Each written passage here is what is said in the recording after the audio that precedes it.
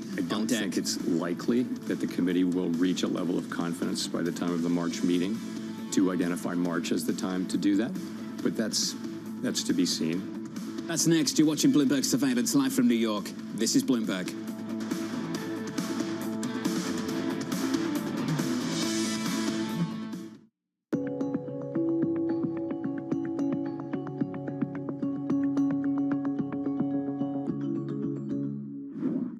The EU is one of the largest and wealthiest consumer markets in the world, and there are very few global companies that can afford not to trade in the EU. So as the price for accessing the European market, these companies need to obey European regulations. That's not surprising. But often these companies choose that they will extend the European standards across their global conduct and their global production because they want to avoid the cost of complying with multiple different regulatory regimes. So there are benefits to standardization, benefits to uniform production. So all the EU needs to do is to regulate the single market. And it's then the market forces and the business incentives of global companies that transform that EU rule. Lots happening on Wall Street. There are so many factors at play today. It remains tight in certain parts of the economy. Need to catch up? This is Bloomberg Wall Street Week. I'm David Weston. We've got the information and insight. Crisis is too strong a word, and words like that get used a lot. From businesses most influential and instrumental. America's economy needs a diversity of institutions. That's something that Wall Street pays a lot of attention to. Bloomberg Wall Street Week, live Friday with replays all weekend on Bloomberg Television and Radio. On the David Rubenstein Show, peer-to-peer conversations, I uncover the untold stories of the world's most successful leaders. Watch Wednesdays on Bloomberg Television.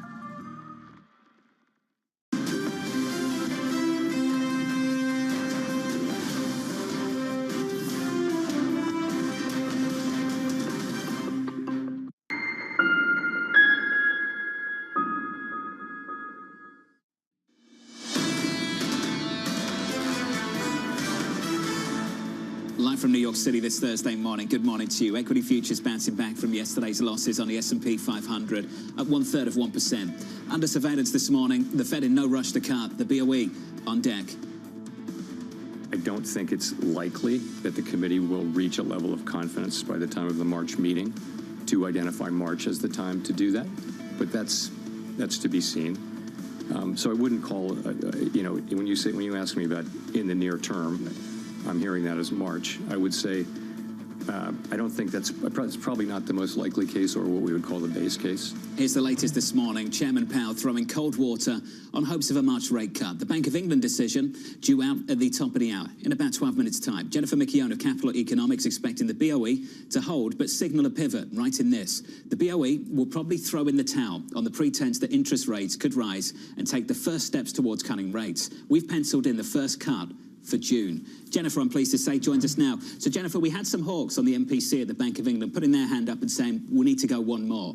What is it about the data in between meetings that you think has clipped the wings of those individuals? Yeah, I think probably most prominently the surprise in inflation, which has come down a lot further, certainly than the Bank of England was expecting. We're going to see its new inflation forecasts later on, and it's very likely that they'll need to come down quite sharply given the surprises that we've seen. So I think that's probably the big thing. Activity obviously still pretty weak as well, but I think we knew that already, and the surprises around the persistence or lack of persistence in the inflation figures. A couple days ago, Bloomberg put out a piece showing that Britain's economists have been missing the estimate that has been put out by the Office for National Statistics time and again. Actually, they've not been able to coalesce around what actually comes to pass when it comes to inflation in the United Kingdom. How much pause do you think that's going to give the Bank of England to make anything definitive, especially at a time where inflation is still a lot higher than other places in Europe and beyond? Yeah, there's all really good points, and it's very difficult to forecast inflation. But I think at the moment, a lot of the decline that we're anticipating, that most people are anticipating, is more or less based in the cake. The 3-month annualized type rates, the rates that are looking more at the more recent developments in inflation, already show that it's come down significantly. Yes, wage growth is still very high; it's over 6% in the UK, and the same applies actually to services inflation, over 6%. And those are both reasons why the bank won't be ready to signal strongly that rate cuts are imminent. We suspect it will end up cutting well after the Fed. But the fact that these nearer term measures are starting to ease off and that headline inflation has surprised on the downside, I think is a good reason to expect that a pivot is coming fairly soon. Still, on January 17th, England put out their latest CPI for December, and it actually increased for the first time in about 10 months. This really caused some people to raise a question about how good the projections were and the direction that's going to follow. Do you think that that's valid, or do you think that this is just a fluke in year-over-year comps and some of the changes, particularly to energy policy? I think that's right. And it is slightly worrying that services inflation has been relatively sticky, and as I said, above 6%. But one big surprise has been in gas prices, which the Bank of England had been expecting to remain, assuming would remain relatively high in line with futures prices, but they've come down a pretty long way, and that has been an important factor for the UK economy as well as for the Eurozone, and that's a good reason to expect inflation to keep coming down further on the headline measure. Then at the same time, we've got clear signs of an easing in the labour market, things like vacancy rates, which should help to bring wage growth down from those very high rates that we've seen. Jennifer, I think that Chairman Powell, often criticised, often by us as well, was actually quite transparent about how he felt about recent inflation data. He just wasn't comfortable. The 6 months of data wasn't enough for him. It's not that he wanted it to get better, he just wanted to see more of it. And then he offered up the fact that maybe, just a question mark, the last 6 months could be due to one-off factors, not a base case, but ultimately the concern is that inflation stabilises above target. When you hear things like that from the Fed chair, what do you think he meant? What could those one-off factors be that help bring inflation down to something north of 2, around 3? Yeah, well, the one-off factors have been obviously the very sharp fall in goods inflation related to the let-up in shortages following the pandemic, and also the decline in energy inflation. And those have been the easy wins in the inflation battle for the US and elsewhere. So I think it's fair to say that the easy part is pretty much behind us. But if we look at what we would consider to be the more difficult, the more persistent parts of the inflation story, there are some really positive signs there too, that core and services inflation are going to keep coming down, most notably from the labour market, and we might see some more signs of an easing in the US labour market from the payrolls data that are coming tomorrow. But also in things like rents, newly signed rental agreements point to rental deflation in the US now. So that's a really big change, and another reason why we'd expect services inflation to come down. I think it's understandable after this period of very, very high inflation that Powell is still sounding very cautious. But it's really noteworthy that, as you said, what he wants is a continuation of this good news that we've seen, not better news. So if we just see similar inflation outturns, a similar softening in the labour market over the next couple of months, then I think the Fed will be ready to cut come May. Here's a tough one for you. This is probably a better question for capital allocators, but I'll throw it at you, Jennifer. What do you think the number would need to be in payrolls tomorrow to really tee up a conversation about reintroducing a March rate cut, given what the chairman said yesterday about perhaps moving more quickly on softer economic data? I don't know. We've penciled in 150,000, and we don't think that that's going to be enough to reintroduce signs of a rate cut.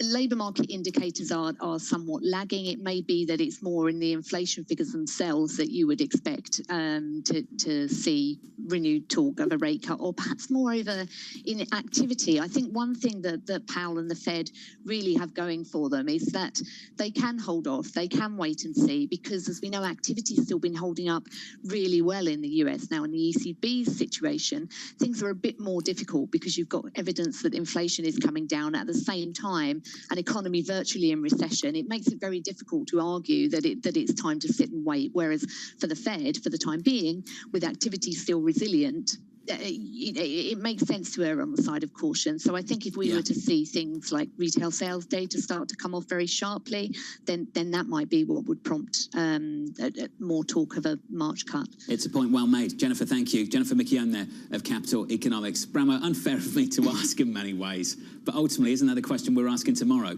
going into payrolls? It's essentially what is going to move the market, what is going to be enough. Honestly, I think at a certain point, people want to see a rate cut. They expect a rate cut later this year.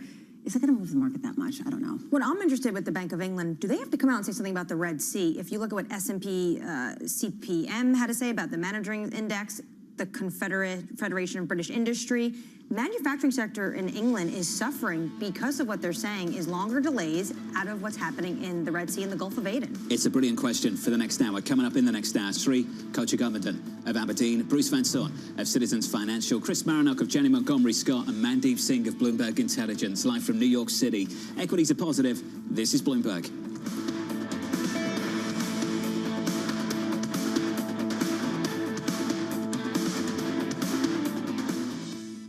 From our studios in New York and San Francisco, our expert hosts have the data and analysis about the companies you know and the startups to watch, plus the interviews you don't want to miss. Watch Caroline Hyde and Ed Ludlow on Bloomberg Technology, the only daily business show dedicated to tech, right in the middle of the trading action. 11 a.m. on the East Coast, 8 a.m. in the West. Only on Bloomberg Television. Context changes everything. From the world of politics, we're not going to be relying upon countries whose values we don't share. To the world of business. It's all about corporate power at the end. Balance of Power, live from Bloomberg's Washington headquarters. We're going to be more excited what's in store for you. How long will it take? How many years? Why don't we take this one day at a time? Good luck. Everybody has a perspective. Every weekday at 5 p.m. Eastern Time. Join host Anne-Marie Hordern. It's the one area, really, of bipartisanship. Well, I think we're getting more of it. That's optimistic. And Joe Matthew. The debt ceiling is looming. How close are we going to get to the line before you start to worry? Alongside Kaylee Limes. The door was open for regulators to do more, and that puts the Fed between a rock and a hard place. As they deliver news. This is such an important economic issue. He's no longer trying to run away from that really blew some minds. Insight. We can both invest in law enforcement and also make sure that communities feel safe in their own skin. And analysis. I think your audience will get this more than most. This is not the Republican Party that you know. It allows him to do what he did so successfully in 2020, which is run against crazy. From and about politics' biggest power players. This was the zombie case, and it's now more than well alive. That's for sure.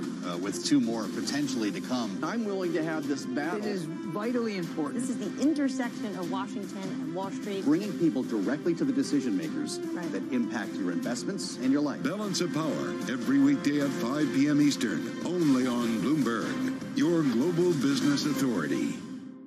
Bloomberg UK, your source for news and analysis covering the biggest challenges facing the UK government, economy, financial services, and markets. Tax cuts should not be the priority. It's about a credible plan for growth over the next 2-3 years. In this post-Brexit world, how do you see actually servicing your clients? It was disruptive, and it's going to have implications to how capital raising works. Now we're having the perfect storm in the UK. Watch Francine Lacqua Thursdays at 9:30 a.m. only on Bloomberg, your global business authority. DOJ or other authorities. Could face bigger challenges. What's next? It was going to keep Green World Cup. This is a 3 as the economic picture. covering the intersections of Hollywood, Silicon Valley, and beyond. People ask me all the time, what is the key to being a really good investor? And I tell them it's to surround yourself with and work with the best investors you can find. On Bloomberg Wealth, I'm going to take you to meet the greatest investors in the world, the people that I would like to have managing my money. Today, I would say perhaps only second to AI right now, which is AI has got so much going on and folks are so excited about it. Climate tech is the hottest area to be in.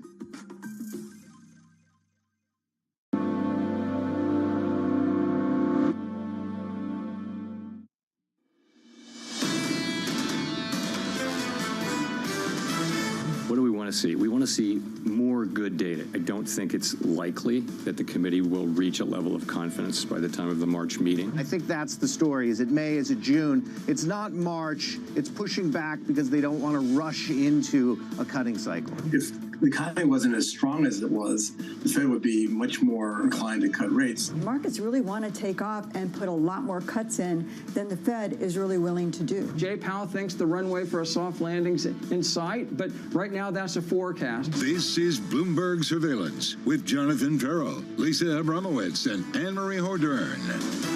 Live from New York City this morning. Good morning for our audience worldwide. This is Bloomberg Surveillance alongside Lisa Abramowitz together with Anne-Marie Hordern. I'm Jonathan Ferro. Your equity market bouncing back from the biggest one-day loss on the S&P since September. We need to talk about the similarities and differences between central banks. Let's take the Bank of England and the Federal Reserve. I can talk about some similarities as that decision drops. Unchanged, they drop their reference to the risk of further tightening. So that's the similarity, what they have in common with the Federal Reserve of yesterday. Here's the difference, Lisa. The way they vote on the MPC, that is a split vote. Some want hikes, one wants a cut.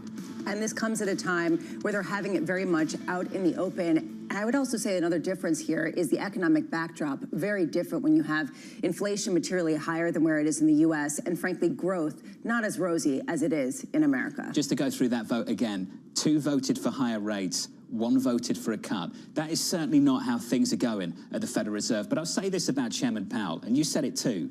It felt like he was herding cats yesterday, just struggling to, I would say, reflect the consensus of the committee in the news conference. And I think we got a flavour of that at the last meeting in the middle of December as well. There seems to be a struggle between him representing the committee and him representing himself. And that sort of goes to this question around walking back some of the aspects of what he said after, and I'm thinking particularly of December.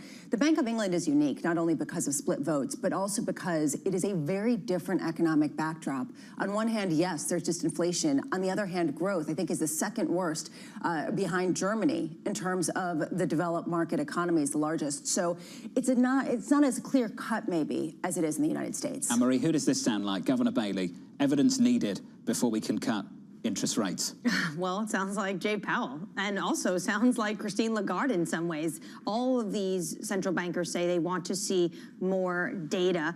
Jay Powell, though, wants to see, I think, a lot of more confidence. The BOE, I love because you actually get to know who is looking at hikes and who is looking at easing. But again, disruption to the Red Sea, shipping a, quote, material risk. I'm really shocked by some of the manufacturers in England, which are saying we are seeing costs go up because of this, and the length of delivery is also expanding. Which is the reason why I think it's compelling that the Bank of England says that they see inflation at 2% in the second quarter and then accelerating. That is different than what we've heard elsewhere and kind of puts a coda on this idea of maybe we're in a sweet spot that just can't last. Got a fantastic lineup for you. Let's just start with a move in the FX market. The pound, just reversing losses here. The pound against the dollar, cable, 126.63. We're still negative by 0.2%, but that story's just turning, just changing in the last 10 minutes or so. The broader price action has the equity market bouncing on the S&P 500 up 1/3 of 1% after losses of yesterday. In the bond market, yields a little bit higher on a US 10-year by 3 basis points, 3.94. Coming up on the program this hour, Sri Kutchagomadan of Aberdeen on the Bank of England rate decision, Bruce Van Saun of Citizens Financial, and Chris Marinak of Janney Montgomery Scott on new concerns about regional banks, and Mandeep Singh of Bloomberg Intelligence looking ahead to Amazon earnings. We begin with our top story, the Bank of England rate decision, leaving rates unchanged. Lizzie Burden is outside the Bank of England. Lizzie, unchanged, but ultimately, this isn't boring. There's a lot in this one. Exactly, John, and no one expected the Bank of England to cut rates yet, but it was all about the clues for the future path for rates.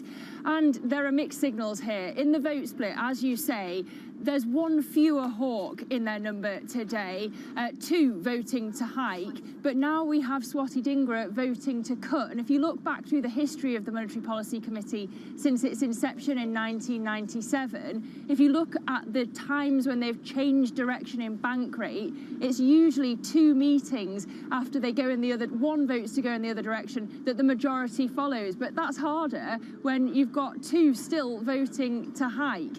So we look then to the guidance. They've dropped the language about the risk of further tightening, but they say that rates need to stay restrictive for now, that inflation risks are skewed to the upside. So pretty hawkish, actually, this. Markets might take this as a slap on the wrist for getting a bit carried away with the rate cut expectations. And then if you look at the forecast, another way that they can communicate what they think is the path ahead, they see inflation at 2% in the first quarter of 2026. So it kind of suggests that if you've got all these cuts, it boosts growth and then it boosts inflation again. So a slap on the wrist for markets. Will Andrew Bailey give us more clues in the press conference at 12:30 UK time as to the future path for rates? One thing that I really like about some of the statements that they put out is how granular they get. The Bank of England saying that 2/3 of policy tightening has already impacted the economy, and yet still inflation risks are skewed to the upside, with inflation potentially accelerating in the second half of this year. Lizzie, do you get the sense that this is supply chain issue driven, or is this something else, whether it's wages, something else that maybe the Bank of England is hinging on and concerned about? What they continually point to is the domestically driven inflation, the pressure from wage growth, services inflation, but also Anne-Marie makes a good point. There is the risk of inflation in 2024 from the supply chain disruption in the Red Sea. It's interesting as well how much they can cut rates before it actually effectively changes in terms of the neutral rate. And I was speaking to Michael Saunders, former Bank of England rate setter, earlier. He says they could do 100 basis points of cuts before it actually takes effect. Hey, Lizzie, great to get your response to this. Lizzie Burden there of Bloomberg outside the Bank of England in the City of London. Sterling, just erasing some of this morning's losses, still negative against the dollar. The cable rate right now, 126.56. The pound bouncing just a touch. Just a touch. Joining us now is Sri Kochagovanan, Senior Research Economist over at Aberdeen, to respond to this. Sri, your thoughts on this one? And I would ask this one. You've still got people on the MPC voting for rate hikes. Before we talk about rate cuts, what do the hawks have to worry about? I think there's a number of issues here that might be concerning the MPC. First of all, there were very good signs in terms of headline inflation. Core inflation is also easing. Wage pressure, wage growth is starting to slow. All of that is very good. However, wage growth is still elevated. And I think what they're going to be looking for is the outcome of the April wage round, pay round indexation. That'll give more clarity in terms of the sustainability of this trend. So that's one thing. Second thing, as you've already mentioned earlier on, is some of the risks in the Red Sea that might be a concern for some members. Now, from our perspective, it looks at the moment to be contained. The supply chain issues are very muted relative to what we've already been through in the course of the pandemic, Russia, Ukraine. So relative to that, this is a very low base. Demand was low, container demand was low. So it's a very different backdrop. However, there are risks that if this duration of this blockage across the Red Sea and the choke points of the two canals, if that continues for a long period of time, that could have some knock-on impacts. Furthermore, what if it actually spills over to Strait of Hormuz or, a broader escalation of the tensions? Then that could be a risk. I guess these are all factors that could be just playing on the decision for some members. Do you already see British manufacturers preparing for those risks and hedging against them? At the moment, what we've seen is that freight costs have escalated quite dramatically. Now, that could be some impact on manufacturing. At the moment, what we're seeing is that there are plans that they could potentially pass this through, but we're not seeing a big impact in terms of actual pass-through just yet. If we think about how much does this actually feed through into CPI, the weights across different CPI measures are tiny if we look at transportation costs. So the direct impact is muted. However, it's really the spillovers across various aspects of the supply chain. Now, again, this is very different to what we saw in the pandemic, where we had COVID restricting supply across Asia. Also, the Asian, Taiwan Straits, Korea, shipping routes, they are much bigger than the Red Sea. So the Red Sea in context is a much smaller problem, in a sense, in terms of inflation. However, as I said, it really depends on the duration of this problem that could lead to some pickup in pass-through and inflation risks. Again, muted for now, and is our base case if the tensions remain contained. Sri, one thing that strikes me about this statement, as well as the Federal Reserve's yesterday, is this idea of the expectation of stronger growth and that not being necessarily a big problem in terms of Fed or Bank of England policy. We saw them upgrade their GDP forecasts in the latest Bank of England statement. What do you make of this shift where strong growth is good thing, good news is good news, to quote one Stuart Kaiser? Yes, I think definitely this is good news in the sense that a soft landing, the pathway to a soft landing is widening. That would definitely be good news. It's exactly what the central bankers want and need. I think really the balancing act here is what's happening with inflation. The headline inflation story has been very good across both the UK and the US. In the UK, what we're seeing is that base effect drag from energy prices, from food prices. That has been a very good contribution. Also, thinking again about Red Sea goods prices, which had been really escalated during the pandemic, that's back in sort of flat growth or deflationary territory. All of this is very good news in terms of the overall package that the Bank of England are dealing with. So again, they are going to stay data dependent, as I mentioned.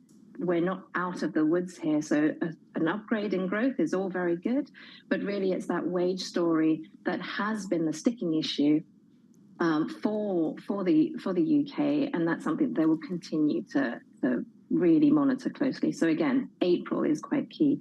Looking beyond that, there is a good chance that headline inflation moves to target after that April meeting. We could see April-May looking at headlines CPI around 2%. Core will take a bit longer to decelerate, and that's really what they're watching as well, that wage story. Sri, thanks for joining us today. Sri Kachagovindan there of Aberdeen. I think we're talking about two central banks, two economies, Lisa. They're going to face elections pretty soon. One's on the calendar for the Federal Reserve. One isn't yet for the Bank of England, but probably will be. And then you've got to start considering the fiscal outlook. More and more attention needs to be paid to that. I don't think, and Marvin Lowe of State Street said this, can you really put out an outlook for 2025 without really knowing the composition of Congress, which party's in control, who's in the White House, what they're set to do for the year ahead? It's a great point, especially because either one, and frankly, this Bank of England is dealing with maybe a different situation, but certainly in the United States, there's going to be spending regardless. There's going to be a bigger deficit. It's just a matter of where some of that spending is going to be and how big the deficit will get. The pound continues to erase losses. The pound against the dollar cable, 126.66. Let's get you an update on stories elsewhere this morning. Here's your Bloomberg Brief with Yahara Hackers. Hey, Yahara. Hi, John. Shares in Royal Caribbean are climbing in pre-market trading after the company beat fourth quarter analyst estimates. Cruise travel is in hot demand, with the company's 2024 outlook also coming in ahead of expectations. Royal Caribbean surged a record 162% last year and is debuting a new ship, the largest in the world. Icon of the Seas costs $2 billion to build and measures 1,200 feet. At least a dozen major cities around the world are heading for a decline in residential property values this year.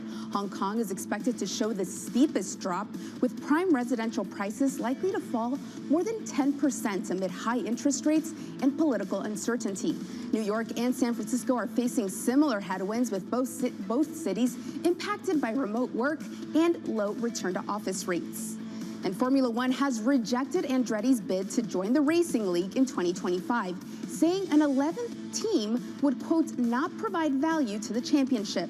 Formula One said it was willing to revisit Andretti's bid in 2028, when they'll be able to use an engine provided by General Motors. That's your Bloomberg Brief. John? Yahara, thank you. Lewis Hamilton, Ferrari 2025, the reports of that, nothing else matters.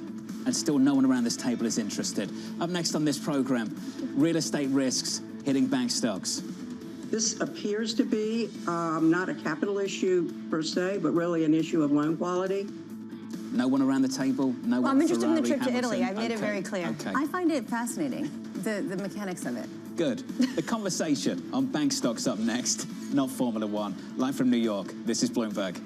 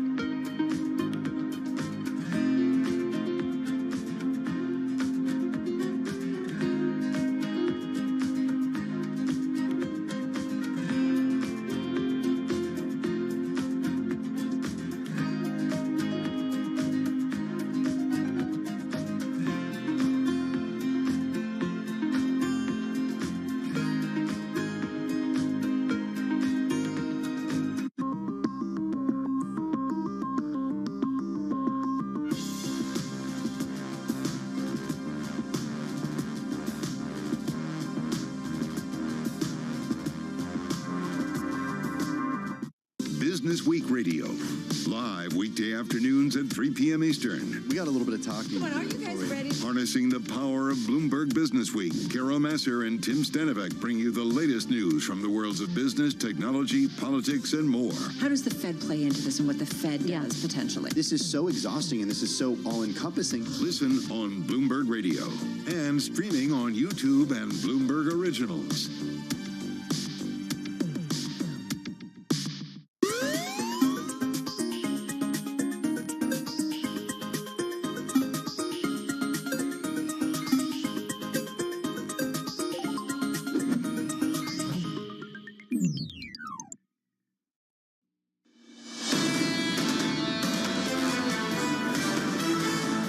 Live from New York City, equities bouncing back by 0.4% on the S&P 500. Here's a snapshot of things cross-asset. Yields up 3 basis points, down yesterday by double digits after Chairman Powell, and some banking stress as well. The 10-year, 394.81. In the FX market, the euro just a little bit softer, weaker against the dollar, 108.11. Under surveillance this morning, real estate risks hitting bank stocks. This appears to be not a capital issue per se, but really an issue of loan quality. There are going to be numerous announcements of this is a very large provision that we're taking, always sort of in the context of we're trying to get everything out of the way at once, and this is all of it. There's never just one cockroach. So usually when someone says this is all of it, it may not be all of it. Here's the latest this morning. New York Community Bank rebounding this morning after falling as much as 46%. A pair of troubled real estate loans contributing to a surge in its loan loss provision. A bank in Japan warning of significant losses in U.S. commercial real estate investments, while in Europe, Deutsche Bank more than quadrupled its U.S. real estate loss provisions. With us around the table this morning, I'm really pleased to say, is Bruce Van Saun, the CEO of Citizens Financial Group. Bruce, good morning to you, sir. Hi. You've got a strong story to tell. We'll talk about that strong story in a moment. Can we just begin with the stress of yesterday and the stress of last year? Have we put behind the difficulties of last year for the rest of the banking sector? Yeah, I'd say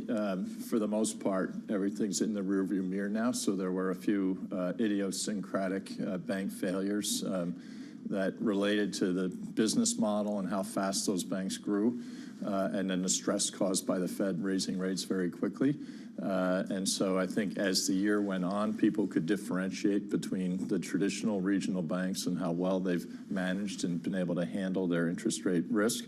And so deposit pressures eased as the year went on. And so things are starting to feel a lot more normal. So yesterday's announcement on NYCB was a bit of a surprise. I think that's an outlier. The monster's under the bed. It spooked people, though. You know it did, Bruce. Commercial real estate has been something that's been on people's minds for a long, long time now.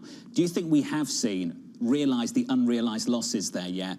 Are we about to see a big increase of provisions from some of these lenders with big exposure? I think, in that particular instance, it was more than just commercial real estate because also as banks grow in size and they enter the new weight category, they have to do a lot around capital, liquidity, and funding. And so I think the regulators are having that bank deal with those issues, and that's going to depress the net interest income and profitability outlook, and say cut the dividend as a result. So there's a number of things that play besides just commercial real estate.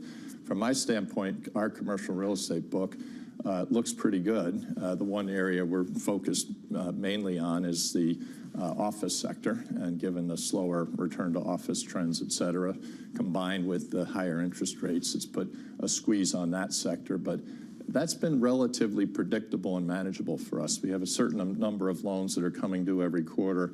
We're looking through the front windshield at what's going to happen this quarter, next quarter, the quarter after that. And all of our people are working with those borrowers to come up with solutions that work for them and work for us. So we are charging off a certain amount of loans every quarter as we work through that. But I think we have it boxed and don't expect any material surprises. There's your bank, and then there are other banks. And I am curious, in terms of especially Aozora, the Japanese bank, also reporting unexpectedly large losses from U.S. properties. Barry Sternlicht of the Starwood Group was talking about how there could be potentially $1 trillion of market losses taken off of the office space property. Do you think that that's a valid reflection of losses that have yet to be taken down, not at your bank, but more broadly with the good actors and the bad actors and potentially even more regulatory pressure from Washington? Yeah, it's hard to predict in the round how big that's going to be. Certainly, if rates come down as they're expected to, that's going to be beneficial to the commercial property space.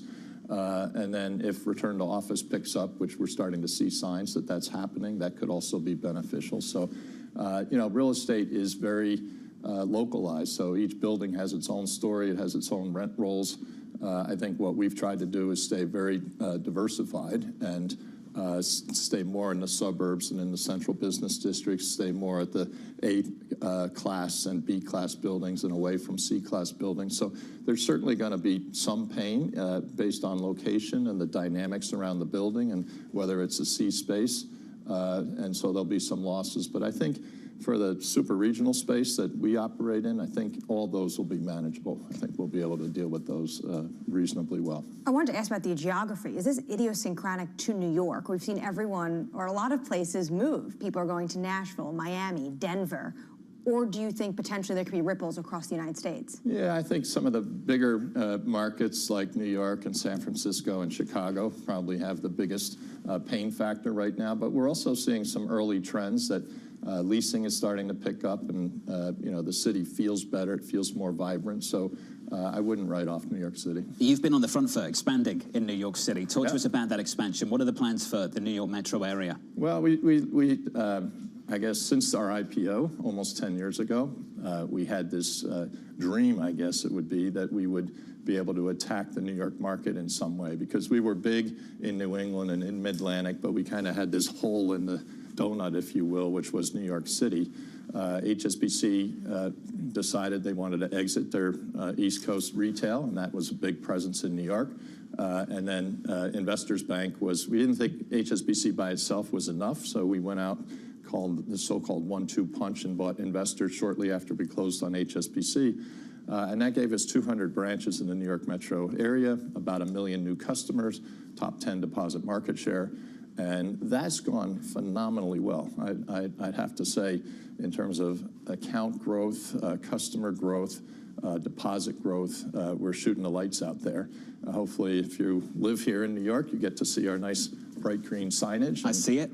It's good for our overall brand visibility as well to be here in New York. So we finally now can say we're a strong Northeastern bank, and we filled in that hole. Are you filling in more holes? Are you planning on more acquisitions? Well, the other thing that I think we've done in the past couple of years, which is pretty exciting, is last year we had an opportunity to lift out a bunch of teams that were leaving First Republic. And so we brought about 150 people onto our platform. That was 6 teams. We started out focused on the East Coast, a Boston, a New York, and a Florida team. And then the West Coast teams also said, well, what about us? You should be out here, too. So we brought 3 teams over from the San Francisco and Silicon Valley region. And we had purchased an investment bank about 3 years ago called JMP Securities, which is a really well-run, highly respected shop. So in the West Coast there, we're kind of thinking we can go at that market over the top. So with JMP and with these high-end private banking teams, we know everybody in PE, VC, innovation economy, and we can go in without the full ground game. In New York, we have the full ground game because we have the 200 branches. So a little different strategy, but interesting opportunity for us, I think. That innovation economy has been absolutely hammered recently, which opened up the door, of course, to go to First Republic and make those acquisitions of those teams. Is it bouncing back? Are things getting better? Yeah, I think it will. Everything goes through cycles, and you look at the high rates putting a crimp on a lot of investing activity over the last 2 years. So we probably had 8 quarters. Usually these things run where you run soft for about 7 quarters. We hit the 8th quarter and the 4th quarter, and everybody's kind of waiting for Godot. Okay, when is this going to pick back up? We're seeing signs already in the 1st quarter that markets are open. Lots of conversations are happening. Deal pipelines are filling up. So hopefully that just continues to flow through, and it turns out to be a bounce-back year in the capital markets. We've heard a lot of this, Lisa. We heard this in Davos as well.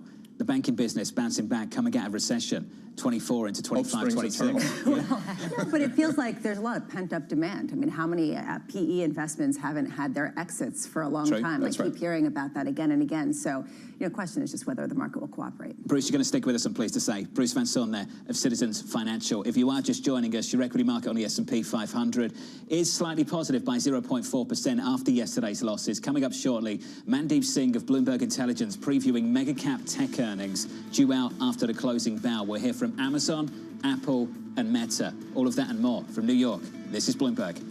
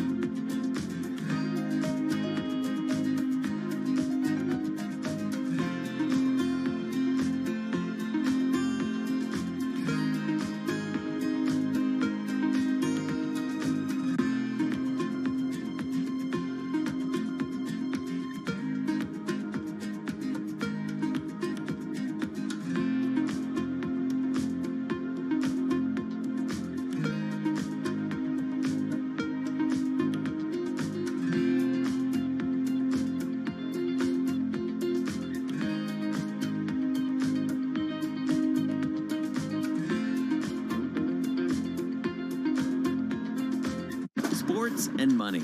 They've always gone together. But never before have sports been so massively influential and as lucrative as they are today. NFL, NBA, none of them were what they are today when they were born. There's leagues that are being thought of and built every day. New teams, new leagues, new business models, even entirely new sports. I never in a million years would have thought this is what my life would be like. We set out to find what's happening and what's about to happen at the nexus of business, sports, and culture. Getting involved from a business perspective was something that was very natural and an easy transition for me.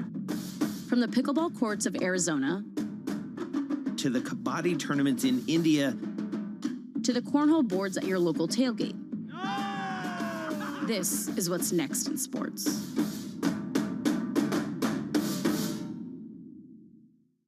From our studios in New York and San Francisco, our expert hosts have the data and analysis about the companies you know and the startups to watch, plus the interviews you don't want to miss.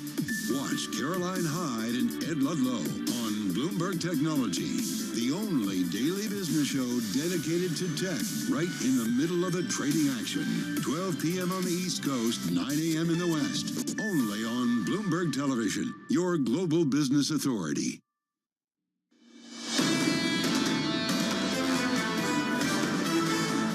Bouncing back this morning, good morning to you. Equities positive by 0.4%. 2 days of weakness on the S&P 500. Yesterday, big time. Biggest one-day loss since September on the S&P. On the NASDAQ. Biggest one-day move lower since October. This morning, higher by 0.6% on the NASDAQ 100. 3 names making up about 12% of the index on the S&P 500. Apple, Amazon and Meta reporting after the close. That's the equity market. Here's the bond market picture for you. The 2-year, 10-year, 30-year shaping up as follows. Yields bouncing back too here, Lisa, up 3 basis points. The 10-year, 394.24. We learned a little bit yesterday, but not that much from the Federal Reserve. Basically, maybe March is less likely, but still they're moving into a cutting posture, and the market seems to be adopting that with this idea that we can continue disinflation even in the face of growth. I like the Stuart Kaiser takeover at Citi. The Fed created some volatility without materially changing the base case outlook.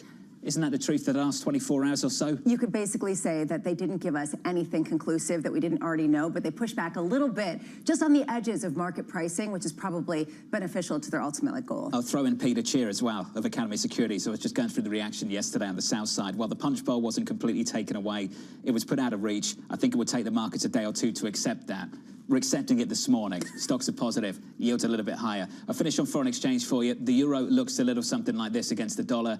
We are just about negative on the euro at the moment. 108.15 on the euro. The pound cable 126.74, almost unchanged on the day now, negative by 0.1%. Under surveillance this morning, central banks holding steady. The Bank of England opening the door to rate cuts, but 2 members of the policy committee calling for another hike. This on the back of the Fed's message, not so fast. Chair Powell saying, quote, "We're not declaring victory at all. I don't think it's likely that the committee will reach a level of confidence by the time of the March meeting." Bramo, we need more evidence, apparently. Or at least we need evidence that's the same for longer. This idea that there is a concern that maybe they're missing something, and how much is this born out of the mistakes that have been made in the past. At the same time, ultimately, he's basically confirming what everyone knows. They're going to cut rates. If it's going to be May, okay. At some point. At some point, but in the near future. Bruce Van Saun, Citizens Financial Group CEO, is with us around the table today. Bruce, what did you think of yesterday in that news conference? I think there were no surprises. He was appropriately cautious, and I think he wants to push out the notion that the next cut is in March and say it may be at the May or June meetings. How much does a rate cut grease the wheels for you, the business? Does 25 basis points get it done, 50, 75, 100? Yeah, I think he should go gradually because they don't want to have to turn about and then have a hike.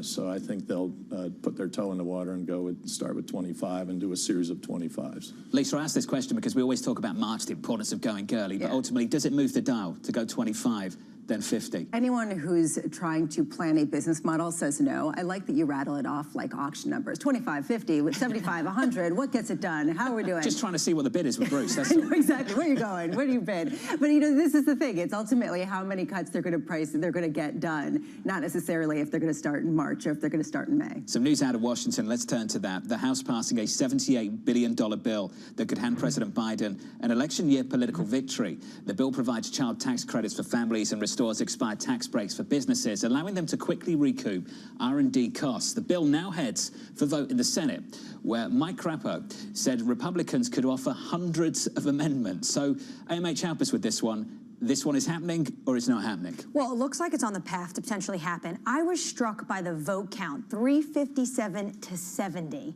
This is a House of Representatives that's been stymied with dysfunction, and they're able to get a tax bill done. But we heard from Chuck Grassley, the senator, talking about the fact from Iowa, talking about the fact that this would give Biden a huge win. And they're questioning why would we do that? But it's less controversial, say, than the border deal. So I think there is more hope for a tax deal. Bruce, favorite part of the program when we ask about politics and guests trying to ignore it. That's going to happen right now. 2024 elections, how important are they to your industry? I think they're quite important. We'd like to see strong economic policy that going forward, and probably a little bit moderated view on regulation. But you know what I would say is the banking industry historically just makes the pivots and adjusts to who's ever in power. So I think we can certainly deal with another 4 years of Biden, and we could deal with 4 years of Trump, which we've already had in the past. Are the proposals, though, that different? And I guess this is something that we've been talking about a lot in terms of the deficit and some of the, different policies that would come down the pike. How different is well, the you know, the funny thing is you don't really hear that much about substance and policy. When you see these guys talking, they're kind of throwing mud at each other, but they're not really telling us what they're going to do for the country and what the policies they'll affect. There's a feeling we'll get a softer touch on bank regulation if we get another Trump presidency. Can we talk about the regulatory proposals on the table right now? What do you think of them? Do you think they appropriately confront the risks that we went through last spring What do you think of them? Well, I would say historically, anytime there's an incident or there's some turmoil, the regulators come with a toolkit, and usually the pendulum will swing too far, and then it needs to be dialed back. And I think we're going through that process. So the knee-jerk playbook is banks need a lot more capital. Okay, well, how are you going to go about that, and what are the second-order consequences, and is it going to reduce the supply of credit, and who is it going to harm if that happens? And so I think they put it out there for comment, and the industry's commenting, and politicians are looking at it. So my expectation is that things will be dialed back some as we go through that process. Have you been surprised the focus has been on the larger banks when the larger banks seems to be the port in a storm last year, and it was the smaller banks that got into trouble? Well, I think there's still the residue of too big to fail. And so if you aren't sure, 100% sure, was this a broader regional bank crisis, or was it just isolated to a few banks that grew too fast and had undiversified business models, you shoot first and ask questions later. So I take my money and put it in one of the mega banks, even if they're not paying me great rate of interest, but the government will never let those banks go down. Deposit insurance. Do we need to see reforms? In which? For deposit insurance. Deposit insurance. I think it would be good if we could cover companies' operating accounts because they're not rate shopping between banks, and they need those services provided to them. And so I think if those were covered, that would create more stability. But that's difficult to achieve politically, so I'm not optimistic that that'll happen. That's the politics down in Washington, Lisa. I think the broader assumption right now is that they water down this proposal for much, much stricter, stringent capital requirements. It's wildly unpopular, and it also is regional banks, they're going to see a lot more pressure if they have to comply with regulations that are fit for JP Morgan rather than just some of these smaller banks. And I mean, we already are seeing it with New York Community Bank. They had to change the regulatory capital in response to hitting a new bracket. Who's next? It's so true. That's the banking sector. Let's talk about tech. Mega cap tech earnings resuming today with Amazon, Apple, Meta reporting after the close after a big year of gains. AI set to be at the forefront once again. Some analysts have perceived Amazon Web Services as lagging behind Microsoft and Alphabet in generative AI, two companies that failed to meet lofty AI-fueled estimates earlier this week. Mandeep Singh joins us around the table for more from Bloomberg Intelligence. Mandeep, good morning to you. Let's talk about expectations for later on this afternoon. What are they?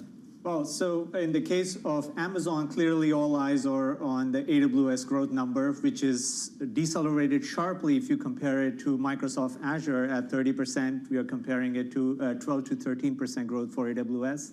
And in the case of Meta, I mean, look, this is a company that had almost 80% drawdown, reclaimed its $1 trillion market cap, and now everyone is expecting, they have course corrected. Metaverse has become a sideshow, and they're pivoting to AI, which they have, but they're still losing $15 billion a year on Metaverse, which nobody knows what they're losing on. So I think the call will be interesting to find out if that has changed. Maybe they'll change their name to AI, right? It sort of will be the latest thing. I'm just curious, how much we're going to see additional job cuts and things of that nature, because that was really what triggered some of the rally, was this sort of right-sizing, whatever that phrase is, that Meta put out there. Do you expect more of that?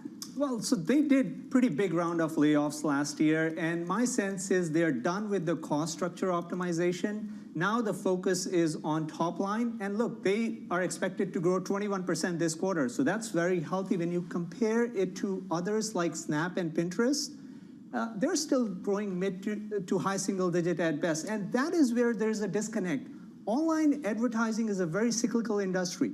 If these companies are growing north of 20%, then Snap should catch up, Pinterest should catch up, and that's where I feel like in the case of Meta specifically, their user growth is low to mid single digit, engagement is low to mid single digit, but they're growing top line 20% plus. And that's a function of all the ad loads that they have increased. They're stuffing the feed with more ads. That's working for now, but clearly there will be a pushback in terms of engagement. At least that's how I look at it. Like, it's not as if you can keep showing more ads and people will be okay with that. We have a Bloomberg opinion piece out today from Dave Lee saying, when it comes to Apple, iPhone makers never faced this many uncertainties at the same time. What does Tim Cook need to say today? Well, so in the case of Apple, look, all these companies had a decline in EPS last year. When you look at Meta and Google, also had a sharp deceleration. Apple was steady. Look, they're not growing top line, but because of the huge buybacks they do, their EPS growth has been still steady. And the main concern around Apple is how do they grow top line because of the China factor. Look, the units are declining, there's no doubt about it, but they're made up with higher ASPs. They're selling the higher end phone more and more, and that has somewhat offset some of the unit decline. So it's about unit growth, and Vision Pro, it's a new category. I'm glad they announced a new category because for the longest time, people were like, what's next with Apple? So at least there's something on the horizon. I don't think it's gonna be as big as your smartphone category, but at least there is something new to talk about. Mandeep, you talked about how Android over at Google would integrate AI. How's iOS going to do that in the years to come? I mean, Apple hasn't even talked about large language models or generative AI. Isn't that odd? It is odd, but they've always been like that. Even when machine learning was the rage, they never really talked about machine learning that much. And so Apple does things quietly. They've done so much at the chip level, the vertical integration. So to me, they will catch up. Yes, they are behind in technology. Probably I've talked about this on your show. They need an acquisition. There are so many companies that are developing large language models. That would help. But the key concern is that services line. That is the profitability driver. And over there, half of their revenue comes from App Store. That's coming under pressure from EU, saying you can't. And to me, that is the part that worries me the most with Apple. Bruce, that's Apple. Let's talk about AI. As a bank, how are you integrating some of these new technologies that we've all been talking about over the last year? Yeah, so we have an AI group inside the bank, and we're looking at launching. We've already launched 3 or 4 use cases, which allows us to start to test and learn. So, for example, how we serve folks that call into our contact centers, and using that predictive analytics about how to execute those calls more efficiently and more effectively. So there's a number of places in the bank that we're going to be rolling that out, and then as you have some success, then you figure out what are the next things down the list and how can you be even more impactful with the next things. But certainly the potential for kind of game-changing impact in terms of customer service and cost efficiency is all there. It's all in front of us. Cost efficiency is going to ring some bells in people's minds in terms of how many people are not going to have a job because of artificial intelligence and how it changes the mix of the people you'd hire. Yeah. Well, what's interesting, I just look at us, Citizens, since we to our IPO, we had about 18,000 people in the company. We've done several large acquisitions, and we've also just grown organically, but we still have 18,000 people. So we have people in different capacity and more customer-facing people than we did back then. And so I'd like to, be on this journey of continuous improvement where we can take out more manual processes, and then we can reinvest in things that help us grow the bank and better serve customers. So I think that churn is what you're going to see. I'm not sure you're going to see a big reduction in employment, but you'll see different kinds of jobs inside the banking system. I think it was Jamie Dimon who talked about working fewer days in a working week. 3.5. 3.5? That's what he said. Yeah, I was looking at it because I was like, if he's going to lead the way, I can't think of any time in human history over the last 100 years where we've taken a technological advancement and worked less. We've just taken that productivity boom and worked even more with it. Is that going to change? Yeah, no, I don't see it. I mean, sometimes Jamie just says some things to be amusing. I don't think he probably in his heart of hearts thinks that's going to happen because people, this country has a high work ethic. We're very industrious people, and if we gain a little more free time, we figure out what else can we do with it. Totally. A lot of times it's not sitting by a pool or being out on a golf course. It's like, let's get on to the next kind of business that's interesting. Let's innovate. Let's do some more great things. We're on the same page. Brahma, I feel exactly the same about this. It's human nature. It's human nature. Three-day work week. Okay, it's not going to happen. But what's going to happen is some people are going to work a whole lot more, and some people are going to struggle to be employed. True. And I think that really is what I think maybe needs to be focused a little Needed more that Brahma-esque take on it, and that's absolutely right. So Mandeep's good to see you. Mandeep Singh of Bloomberg Intelligence. Let's get you some more stories elsewhere this morning. Here's your Bloomberg Brief with Yahara Hackers. Hey, Yahara. Hi, John. Boeing CEO Dave Calhoun has admitted the company, quote, caused the problem behind the incident that saw a door plug blow out during an Alaska Airlines flight. Speaking on the company's earnings call, Calhoun said an investigation into the cause is still underway, but the ultimate responsibility, he said, is on Boeing. The plane maker said it would not provide a financial forecast for the year. Elon Musk is going all in on Texas, seeking shareholder approval to move Tesla's corporate registration from Delaware to the Lone Star State. Musk took to his social media platform X to poll users on the change before saying Tesla would soon hold a shareholder vote. It came after a Delaware court voided the CEO's $55 billion pay package, calling it excessive. He's already moved Tesla's home office to Austin and relocated himself and his charity to the state. Universal Music Group has begun pulling its artists' music from TikTok after failing to reach a new licensing deal. That means TikTok users will have to find alternatives to music from the likes of Taylor Swift, Drake, and Bob Dylan. In an open letter, the world's biggest record label said negotiations stalled over disagreements on compensation for artists and protections against AI tools.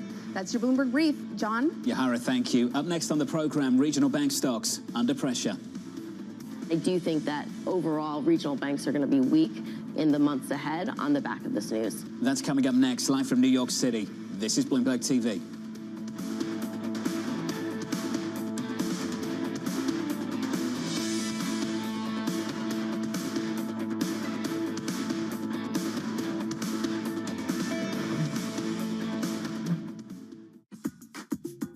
So let's go inside the boardroom. Let's suppose you win a proxy fight and or you just get invited onto the board.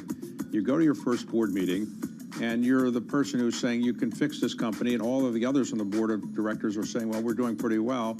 How do you get received when you start saying, here's what I wanted you to do? Well, first of all, we don't bring that to the boardroom. Our time is spent with the CEO, the chairman, the CFO, and share our plans with them outside the boardroom.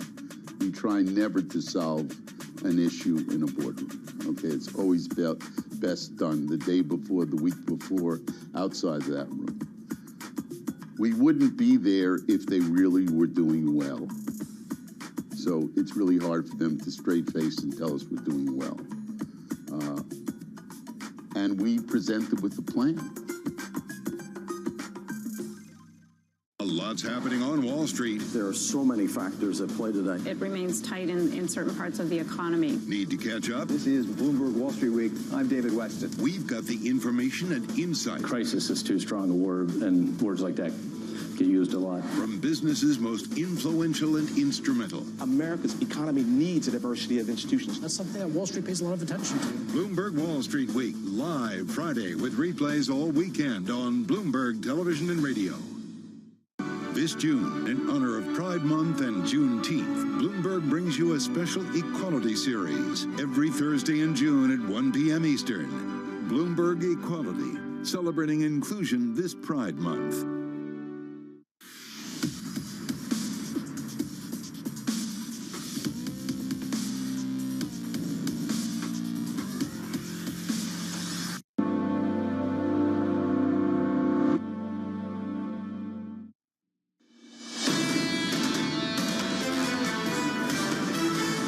Equity futures near session highs on the S&P 500, up by 0.5% on the S&P. Yields a little bit higher by 2 basis points on a 10-year, 393.49. Under surveillance this morning, regional bank stocks under pressure. In some ways, it's easy to say that New York Community Bank Corp stands alone, and that this is a problem that's really idiosyncratic to that bank. But I think that the problem arises that as we go through and see more and more of these idiosyncratic events pop up amongst the regional banks, that's a cause of concern. I do think that overall regional banks are going to be weak in the months ahead on the back of this news. Here's the latest this morning. Wall Street scrambling to take the temperature of U.S. regional banks following a dismal earnings report from New York Community Bank. The bank sliding a record 38% yesterday after saying it would have to hold more money to cover losses in commercial real estate loans. Chris Marinak of Janney Montgomery Scott writes in this: every bank above $100 billion in assets must plan for tougher capital standards. We think the bank credit cycle is still early innings and more issues will unfold. Chris, I'm pleased to say, joins us now for more. Chris, let's get into it. First question, do you think this is a New York Community Bank Corp issue or a banking sector issue? John, I think it's a bank sector issue. Every bank has a certain amount of problems. We call that the frequency of problems. We think that will rise the next 2 years. It's still early innings in the process of recognizing credit risk. And then we transition to the severity of losses, which I think will be lower than investors fear. But the problems and the recognition is still happening. That's exactly what happened with New York Community, in addition to their decision to cut a dividend and in addition to build more liquidity. Is your concern centered around banks of a specific size and region, or is this just more broadly that people are going to get increasingly concerned about commercial real estate values that haven't been fully written down, and it'll pressure the stocks regardless of what the details are under the hood? Sure. Every time we go through a credit cycle, whether it was in the early 90s, the early 2000s, the most recent great financial crisis, all of these times you have to recognize risk, set up reserves, and then take the losses. So I think the concern is across the board. I think it varies by the type of loans you do, but it's not just commercial real estate. It's going to be typical C&I lending. It'll be some consumer. It'll eventually be residential if prices come down in residential down the road. So I think we have to be prepared to recognize risk, build reserves, and then eventually take charge-offs. I think the ultimate charge-off rate is going to be a lot less, but I think the recognition of issues is still happening. And I think it's particularly keen in certain commercial real estate types like multifamily, which have been pristine and are no longer pristine. And that's sort of the exact prescription of what NYCB had to recognize. But I think they'll do more of that in the next 2 quarters, and then eventually it will start to repair as time passes. A lot of these borrowers are stressed by higher interest rates. If interest rates back off just a little bit on the 5-year Treasury, for example, it's going to make life a lot easier for them to get through. And that would be how I think this plays out. Bruce? Yeah, Chris, nice to see you. But I guess what I would say to that is that, you know, the traditional super regional banks all reported in the last 2 weeks and really were pretty optimistic. Like we'll grind it out for another 2 quarters, but then things should pick up in the back half of the year as the economy gains some steam and the Fed starts to cut. And in terms of credit, folks were kind of giving charge-off guides that were pretty manageable, and we've already built a lot of credit reserves. So I would say the markets have responded favorably to that, and and to me, I would view New York Community as an idiosyncratic one-off. They attempted to do a lot in a very short period of time, buying Flagstar Bank, buying Signature Bank, lifting out a bunch of teams. And so they're like acclimating to kind of that bigger size and all that goes with that. And they did have a very strong commercial real estate focus in terms of their loan portfolio and the dynamics around that. And they had a very high loan-to-deposit ratio. So there's still actually more work for them to do. Traditional banks, it kind of irked us last year when people called it a regional bank crisis. It was the West Coast banks that grew too fast, that weren't diversified.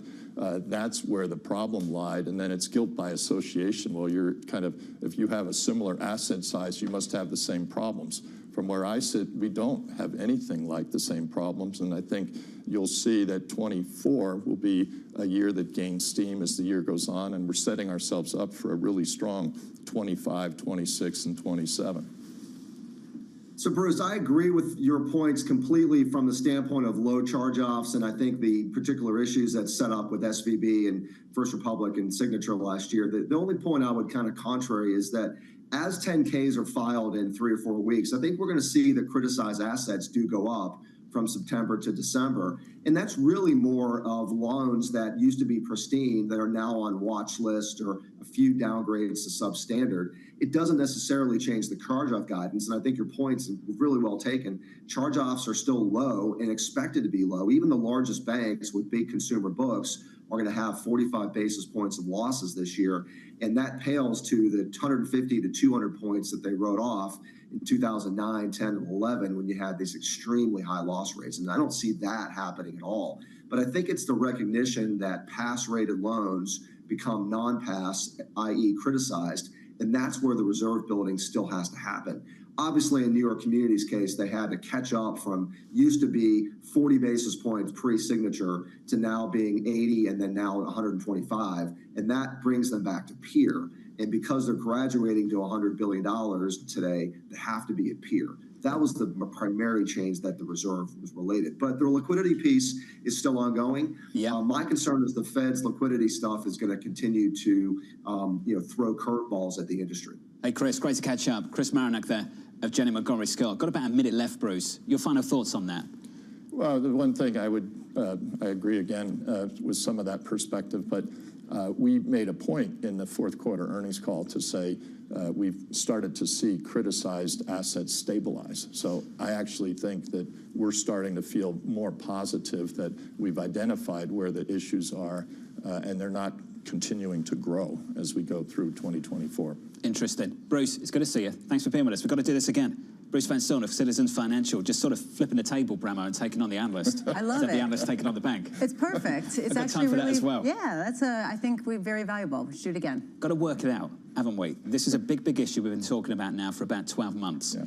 I also wonder how many banks are on the precipice of that $100 million level, that threshold where suddenly they have to report in a very different way and have different capital requirements. Those might be the idiosyncratic ones that we need to be watching. Let's set the stage for the next hour on Bloomberg Surveillance, the third hour just around the corner. Coming up on the program, Mike Wilson of Morgan Stanley, Herman Chan of Bloomberg Intelligence, Stephen Stanley of Santander, Pierre Ferragu of New Street Research on tech earnings. A little bit later, the reaction to the Federal Reserve, the stress in the banking system, if you think there is any, the stress in the banking stocks of yesterday. We'll build on all of that. Equity futures right now on the S&P 500, positive by 0.5%. It yields a little bit higher by a basis point or two on your 10-year, 392.92. From New York City this morning, good morning. The third hour of Bloomberg Surveillance up next.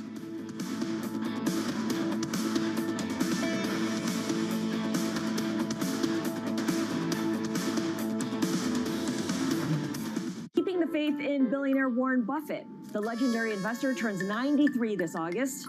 His signature must-read letters to shareholders have been getting shorter and shorter. This year's letter contained few fresh ideas. But most investors in a Bloomberg survey say Buffett's steady Eddie approach of buying cheap, safe, high-quality companies will beat the market.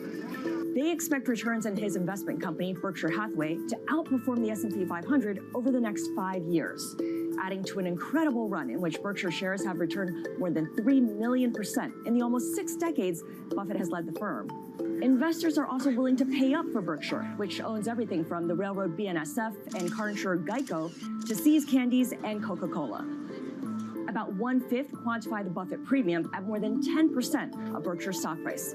More than a quarter say it's somewhere between 5 to 10%. There is one problem for Berkshire Hathaway, its size. Thanks to a bunch of cash-generating insurance companies, Berkshire has at least $130 billion in cash that it can put to work.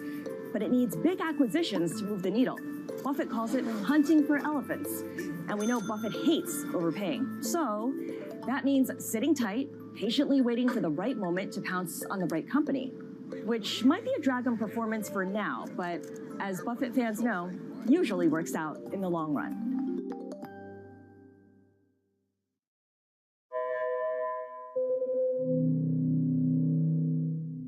From our studios in New York and San Francisco, our expert hosts have the data and analysis about the companies you know and the startups to watch, plus the interviews you don't want to miss.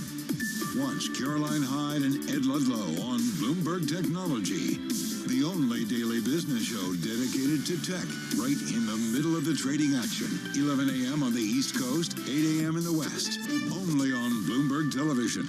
Context changes everything. For the first, call it 18 years at Chipotle, this was you come into Chipotle along the line, you interact with the crew, and you customize your meal. We've got this separate make line, and it's digitized, and so the orders come in, and they're really kind of staged so that if you say at noon, I want to come in at 1 o'clock, we hold that order, and we will send it to the crew like maybe 10 to 1. Right. So it's ready right when you pull up your car. How do you manage these kind of two different staffing needs, right? Yes. And making sure you have the right amount of people Yes. at the right time. We spend a lot of time projecting sales. A lot of it is, it's part art, part science. We're trying to bring more science and more AI into it. Because if you get the right sales projection, then you know exactly what your staffing needs to be. So if you get the sales right, you can get the entire restaurant staffed perfectly. With just a couple people, our average restaurant now does about over $1 million per restaurant in digital sales. Bloomberg UK, your your source for news and analysis covering the biggest challenges facing the UK government, economy, financial services, and markets. Tax cuts should not be the priority. It's about a credible plan for growth over the next 2-3 years. In this post-Brexit world, how do you see actually servicing your clients? It was disruptive, and it's going to have implications to how capital raising works. Now we're having the perfect storm in the UK. Watch Francine Lacqua Thursdays at 9:30 a.m. only on Bloomberg, your global business authority.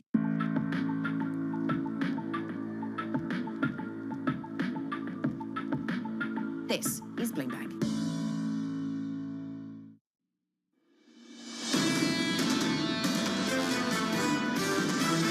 Markets have been rallying strongly, not just in mega cap tech, but broadly speaking, over the last 2 or 3 months. This has been more than a tech-driven rally. It's just tech has sort of over-rallied versus the rest of the equity market. It's absolutely critical that tech can hold up here. We still have the AI preference, and Magnificent Seven is expected to grow their earnings by 21% this year. That's where we think the excitement will come this year as we see more efficiency coming through for tech stocks. This is Bloomberg Surveillance with Jonathan Farrell, Lisa Abramowitz, and Anne-Marie Hordern. 90 minutes away from the opening bell, live from New York City this morning. Good morning, good morning. For our audience worldwide, this is Bloomberg Surveillance, alongside Lisa Abramowitz, together with Anne-Marie Hordern. I'm Jonathan Farrow. Your equity market bouncing back by 0.5% following the biggest one-day loss on the S&P 500 since September, after Chairman Powell pushes back against March rate cut calls. Okay, so he pushes back on one hand, but he giveth to the rest of the year, and sort of suggesting that he believes in the immaculate disinflation. So he taketh and he giveth, because right now people are expecting the Fed to cut rates this year. He confirmed that. The question is just when they start. Throw in a bit of bank stock stress of yesterday. Still can't believe this. Need to go over it again. Why wasn't that talked about in the news conference? It was dropped from the statement. Clearly, it was a big part of the move in the bond market in anticipation of the Fed decision going into the news conference, and then tumbleweed for about 60 minutes. No talk of it whatsoever. A lot of talk about other things like the terminal rate and some of the inflation concerns and some of the idea of the strength in the economy. The issue here is this idiosyncratic or is it systemic? Have we seen the full effects of a correction in commercial real estate prices, especially given the incredible overweight that a lot of these regional banks have had previously? You guys know what I think. No journalist was going to come out and waste a question on something that was just developing when they know Jay Powell's probably going to say, I don't have enough to really have a substantial statement to say on that, and likely he would say this is idiosyncratic to this New York bank. Is it idiosyncratic? Commercial real estate stress, unrealized losses, provisions? How idiosyncratic is that going to be?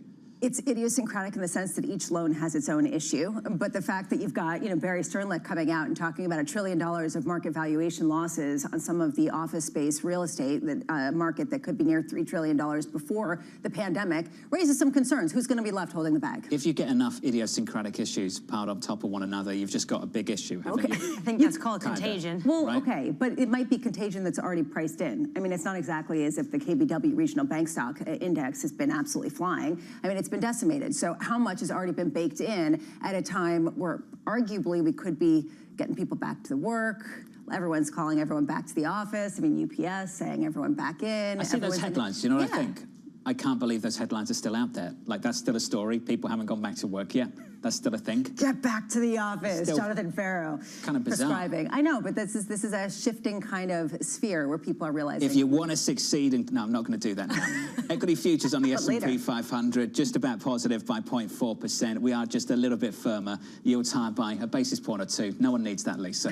392.92 on a 10-year. Coming up this hour, Morgan Stanley's Mike Wilson on Wall Street's post-Fed reality check. Stephen Stanley of Santander previewing the January payrolls report. And New Street's Pierre Ferragu looking ahead to Apple earnings after about a little bit later this afternoon. We begin with our top story, Wall Street's reality check. Fed Chair Jay Powell saying not so fast when it comes to rate cuts. Morgan Stanley's Mike Wilson writing this. The data tell us growth and inflation are slowing directionally, and the Fed will be easing this year as a result. Under such conditions, quality growth outperforms. When in doubt, it pays to go with the highest probability winner. In this case, it's high-quality growth. Mike, I'm pleased to say, joins us now for more. Mike, it's good to see you. Yeah, great to see you guys. Good morning. Fantastic to have you with us around the table. We'll get to stocks in a second. I want to talk about the outlook. A convictionless outlook was a theme in a recent note of yours. How convictionless are things right now? Well, look, we spend time with clients all the time. That's what we do for a living. And I would just say that, we had this big rally after, the pivot. And I would say it started with the Treasury squeeze when they said they're going to issue less coupon. So it was really a duration rally that then fed into a stock rally. And so now valuations are stretched again, and people are looking around going, okay, what's next? What's the next catalyst? I think there's going to be a couple things that will determine the direction. Number one, how much deceleration do we get? Okay, what is we'll come back to this banking question. I think that's, to me, that issue it's not a systemic issue. What it is it's a weight on credit growth, okay? Like the regional banking system is just not lending at the same rate that they were because they're constrained, and that's been our view all along, which means quality stocks will continue to do better, right? The companies that are reliant on that kind of funding are going to continue to see, that's a paperweight for them. And I think that's the main takeaway from the banking situation. And then, of course, new themes will evolve. Last year was about two main themes, right? It was about GLPs and AI. So can those two themes continue to drive the stock market? Yeah, to some degree, but it's probably going to morph a bit, and then there'll be new themes. And I think that's what investors are looking for now, looking for new themes to kind of latch onto in a world that's going to remain macro uncertain, is the way I would say. Can you identify any themes right now? Well, I mean, I think the AI theme is the one, instead of enablers, we're going to adopters, right? So that's probably the biggest theme we have as a firm. The GLP one is sort of positive and negative, as we've seen, and that's a great thing for long-short investors. And then I'm wondering if we're going to get some growth out of the international markets finally. International economies have not really recovered from the pandemic yet, for the most part, and I think that's a wild card. So if that were to happen, that could be a great theme for EM. It could be a theme for things that are levered more to global growth as opposed to just the U.S., which has really been the only engine of growth. Since you say that you fly around and you talk with clients, I was just noticing some of your recent travels. You were recently in Miami. Yes. I imagine you're getting a lot of points, by the way. You talked about the AI stock, saying, I think it's the Magnificent Four now, and it's related to earnings. Who are the Magnificent Four? Who gets dropped? Yeah, well, I mean, I think it's, we're not talking about specific names, but I think it's obvious. People have been talking about this too. I'm not the only one, right? We're seeing, you can identify which stocks have fallen off. But what we look at is earnings, okay? And I would say there's a Magnificent One, quite frankly, that has real top-line acceleration growth. Everybody knows what it is. And then the other ones are a bit more cost-cutting stories. It rhymes with NVIDIA? Yeah, and my sense is that what we're going to see here is a broadening out in quality growth. So in other words, when we do our screens on quality growth, only 27% of that basket is in IT. Another 10 or 12% is in comm services. So that leaves another 60 to 70% of the S&P 500 that kind of qualify for that high quality growth bucket. And that's what should happen. We should broaden out if we have a soft landing that doesn't have other issues. And that's the other thing that we've been really trying to help clients with, is give them a framework on the macro. That's what we do, and say here are the three buckets. Okay, soft landing with decelerating growth and decelerating inflation. That's kind of what we had last year. It's high quality growth. A soft landing with accelerating growth and maybe stickier inflation. And that's an environment where you could see a broadening out, perhaps to lower quality areas. And then the third scenario is still a hard landing. I mean, we can't eliminate that. And I think that's going to be how, that's going to determine how you position your portfolio from a stock standpoint. How do you hedge if you are cautious and there is this uncertainty? Is it energy stocks? Is it more duration-sensitive stocks? I mean, how do you even understand what it means to hedge when you have such bipolar types of outcomes? It's diversification. You got to be diversified. Now, one of the things we talked about at this conference as well, which didn't make the headlines, is this idea that we finally have very attractive real rates and nominal rates to some degree.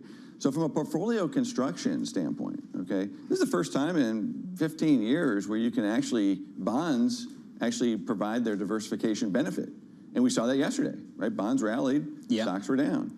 So, we're very bullish on, we've been bullish on duration since 490 on a 10-year. I mean, so here we are, whatever, it's probably not as good a value, but in the event that something systemic does happen, there's another shock to the economy, that bond portfolio now is, the yields are high enough where they can actually provide some diversification to your equity risk, which means you can take equity risk, still up the quality curve, okay? So it's a diversification between stocks and bonds, and then understanding what within the equity market you feel more comfortable with. If things get better on the economic front and we see better growth, then we can go out the risk curve in equities. We can take more equity risk as long as we have that duration benefit on the bond side. You mentioned that change in theme from AI enablers to adopters.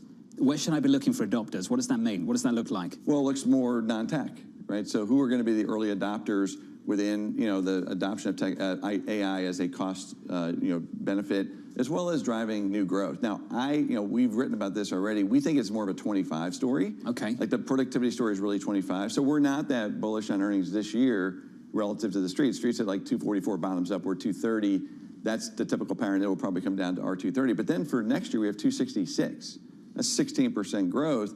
And a lot of that's going to be driven by productivity improvements as this is adopted. I don't think this is a second quarter, first, second, third quarter, even fourth quarter. It's going to take a little bit of time. But our analysts, we wrote a report recently, bottoms up report, identifying the potential winners in that. And the market will probably start to sniff that out sometime during the year. They're not going to wait all the way until 2025. But that runs the gamut of industries away from tech. Are they labor-intensive industries? They can be. It can be labor intensive, but it can also be growth drivers. I mean, like if you use AI to, as an effective way of marketing, like it's a cheaper way of marketing to get new customers. I mean, we don't know yet. This is what's exciting about it. It's also uncertain. There's also going to be a lot of losers. Okay. Now, one of the things that worries me a little bit about AI in the short term, we've seen a lot of layoffs recently within the tech sector. So, maybe these guys are already seeing the benefits and they're able to remove headcount. So, the labor market, I think there's various views on the labor market. I mean, our view is that it's slowing, it's weakening, a lot of government jobs, a lot of healthcare, social worker type jobs, which are somewhat government related. And if companies get efficient, this could be an interesting catalyst actually for more layoffs potentially. So it's going to be uncertain, right? Okay, I just have to ask this because I get messages all the time. You're such a downer. Why are you so pessimistic? When you go around and you're talking to different clients, how much pushback do you get to just sort of a more realistic view of the potential risks, given that only the rosiest seem to have come to pass?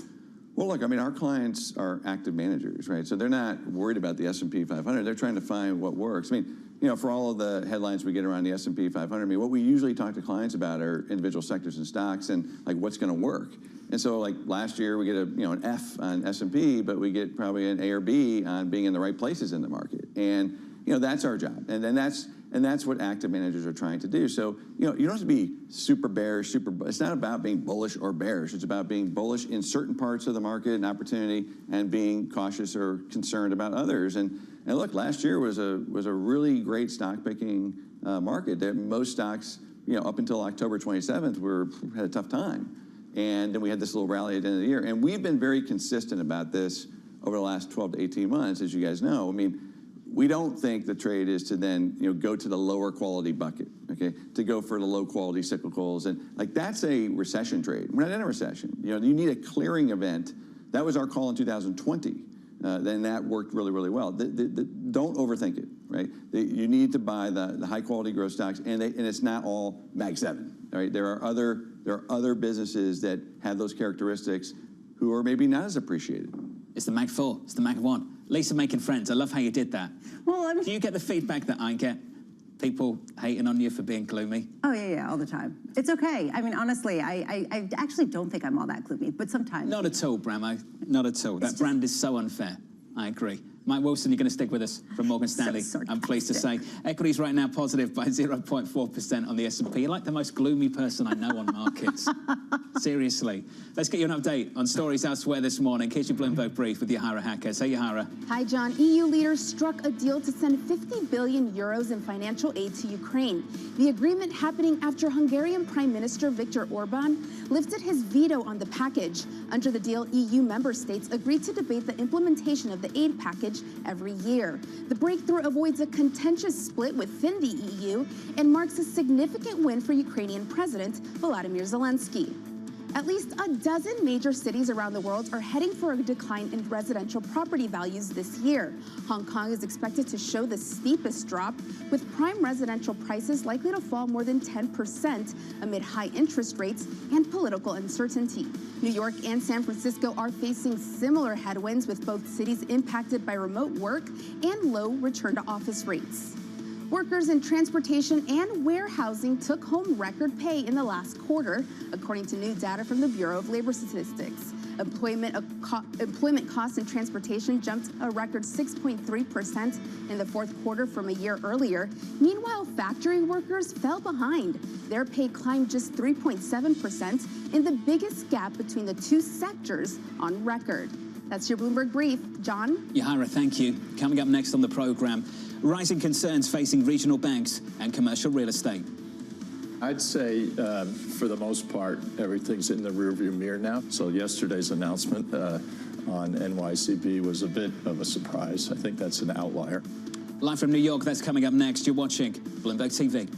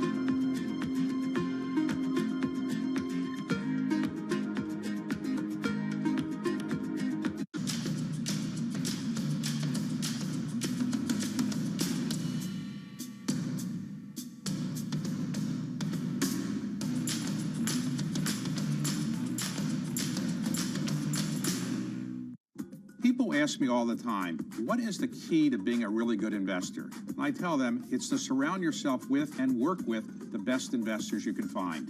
On Bloomberg Wealth, I'm going to take you to meet the greatest investors in the world, the people that I would like to have managing my money. Today, I would say perhaps only second to AI right now, which is AI has got so much going on and folks are so excited about it. Climate tech is the hottest area to be in. In a multi-trillion-dollar industry, there's a lot of ground to cover. We indeed have a rally. We're talking a lot of dividends. We're talking income. We'll show you what's happening in ETFs like no one else. Bloomberg ETF IQ, Monday on Bloomberg.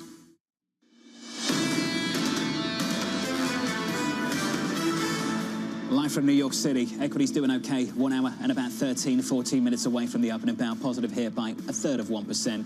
Yields higher by almost a basis point on a 10-year, 392.17 on a US 10-year this morning. Under surveillance this morning, rising concerns over regional banks and commercial real estate.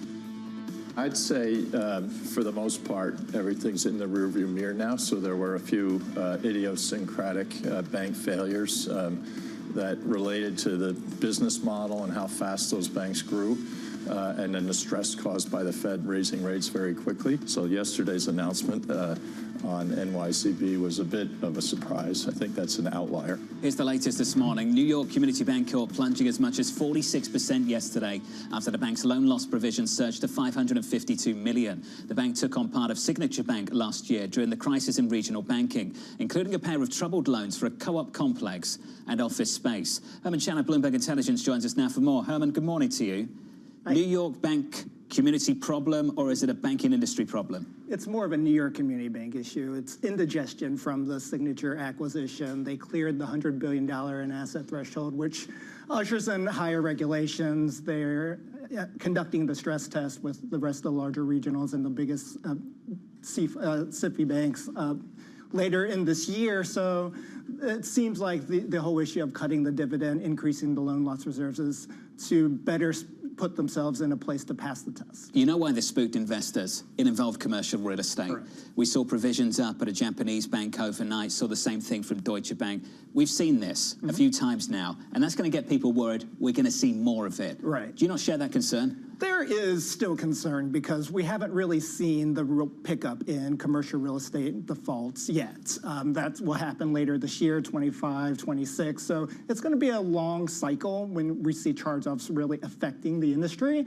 But overall, the banks have been reserving against the eventuality of higher loan losses. Mike Wilson of Morgan Stanley is still with us, and I'm wondering, you were talking about how the real issue is credit being constrained. How much of this is all priced in, though, already, given how decimated regional bank stocks have been? Yeah, well, once again, I'm more focused on the impact on the broader economy. Okay, so you could also say that small caps have underperformed for part of that reason. Okay, but we do have a refunding need over the next 12 to 24 months across the broader economy. Even these are private companies too. So to me, that's the thing to watch. We have C&I loan growth now, which is basically flat on a year-over-year basis. Does that go into negative territory? That would be my main concern. Now, maybe that changes. Maybe these write-offs are going to be the catalyst to get regional banks to say, okay, we've cleared the decks, and now we can start lending again. That's a possibility. But this is a live sort of situation that's going to weigh through earnings, and it's another reason why we're just going to be slow in terms of making that move to small cap Herman, when you analyze some of the underlyings in the balance sheets, do you find that loans are really slowing and that they are having some sort of constraints on how much they can extend? Yeah, so in the fourth quarter reporting for the regionals, loans were flat across the board. And really that's a function of banks have pulled back a little bit in terms of shoring up their capital in their balance sheet. And second, it's not a lot of loan demand given where interest rates are. So across the board, management teams have talked about less demand from business borrowers because of high rates and less need to invest and being a bit more cautious from their commercial borrowers. Since the pandemic, Bramo, there's just been this feeling that ultimately we're not going to see the credit stress we would see in a normal cycle because of these massive transfers we saw from the Treasury to individual balance sheets, household balance sheets, super strong. We saw the same thing with corporate balance sheets as well. They termed out all this debt, super low interest rates. Do you think, Mike, that we could get through a cycle without credit stress? And I think that's why we keep going back to commercial real estate, because it's this one part of credit which we can identify as a problem area. Do you think it is the problem area to focus on? No, I don't. I mean, I think, look, commercial real estate usually is a, kick the can type situation. I mean, we had probably a much bigger CRE problem in the 80s. It took 12 years. I mean, we had two kind of, RTC 1, RTC 2. I mean, so my guess is it's going to be a situation where, once again, it just constrains the ability for the banks that have these loans to lend to other businesses. Now, your other question, I think you laid it out right, which is that there was just so much savings created in the pandemic that has allowed the consumer to avoid the typical kind of credit cycle, and because they termed out their debt. Now that may morph itself. Now, look, the cycle's not over, right? So eventually there will be a credit cycle. Okay, is it this year or is it 3 years from now? That's what we don't know. But we're moving in that direction. In other words, we're past the midpoint, right? Credit situation, credit conditions are tight. They're tight. So that's late cycle, and that's why we think the quality trade is still the right place to be. You mentioned the banks. Let's just sit there just for one further step. It's going to hinder their ability to finance the economy. Got that. That also means that it's going to be a massive headwind to profitability, surely, for the sector. Would you extrapolate that right out through the whole banking sector, or just for a small group of banks, regional banks, smaller banks? Oh, no, I mean, the market's been really efficient, and I mean, not just in the banking sector. It's like all over the place, right? I mean, this is why the Mag 7 did so well last year. They were the only companies really showing positive earnings revisions. We have the data. I mean, so I think the market has done a really good job of idiosyncratic risks are being priced. To your question earlier, is it fully priced? Well, it's getting priced, you know what I mean? But stock by stock. It's not systemic, and we're going to see more of these. I don't know which ones, but there's going to be more situations where there's going to be some winners and there's going to be some losers, and I think that continues. So, Herman, let's put some ideas around the idiosyncrasy, excuse me, I'll get my words out, of the moment. We were just talking about $100 billion in assets being the threshold for some new regulation that could force some of these write-downs. How many banks are on the precipice of that $100 billion in asset kind of level? Right. So there's going to be two new banks that are going through the stress test this year. New York Community, which bought Signature Bank, and First Citizens, which bought SVB. So those are going to be new participants. First Citizens has a much higher capital ratio versus New York Community. So it is in a bit of a better standing heading into the stress test. And then there's a couple banks like Comerica and Zions that are in that 85 to 90 billion range. And what I would say is that they're not really growing their balance sheet at this point in the cycle. And so they have some runway, maybe 2 or 3 years before they pass over. So they've got more time to develop their systems and processes before they undergo the stress test. Herman, good to see you. Thank you. Herman Chan of Bloomberg Intelligence. Got some time for some final words with Mike Wilson and Morgan Stanley. Mike, you mentioned this a little bit earlier in the conversation. Let's build on it. International. It's just felt like that the only game in town has been US tech stocks and Japanese equities. I think someone said that on the program yesterday. Does anything else take your interest on the international stage? Well, I mean, Japan is international. Yes, that has been our favorite region for the last couple of years. But a lot of that's currency. So I think the risk on the Japanese trade probably is currency, and that usually does move markets. So if the Fed gets more lenient this year, right, the dollar will probably weaken at some point. The question is, which currency is the beneficiary of that? That's going to be a big switch. Usually that's good for EM broadly, and China has its own kind of story. So EM, I think, is going to be idiosyncratic as well, but I do think EM is the place to be when the dollar starts weakening, but we're not there yet. Where does Europe fit in? Europe is Europe. I mean, it's just not that exciting. They're kind of hovering around recession. They're not in it. They're not out of it. It's just low growth, unexciting. I mean, if there's things going on around the world, people choose to go somewhere else. I don't see why that changes. I just don't see. I don't see that changing. I don't take it personally, Bramo. Christine Lagarde might over at the ECB. We'll see. All I can say is I love that there's the FANG in the United States and there's the granolas. Europe. It says everything. Europe, exactly. Europe's going to Europe, you know. Europe is Europe. I mean, basically. It's not Hey, Mike, it's good to see you. Great to see you Been guys. too long. Great to catch up. Mike Wilson there of Morgan Stanley. Equities right now on the S&P 500. Just to run through the price action, about 60 minutes out from the opening bell. We are positive by 0.3%, but those gains fade just a little bit this morning, Lee. So the 10-year is back down to about 3.92. Yeah, when people take a look at the actual statement, basically this is a Fed that's poised to cut.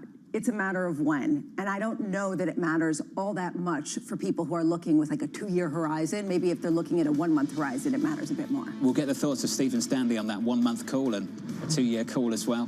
Stephen Stanley of Santander looking ahead to tomorrow's payrolls report and reacting to the Federal Reserve and Chairman of Pound News Conference yesterday. Live from New York City, this is Bloomberg.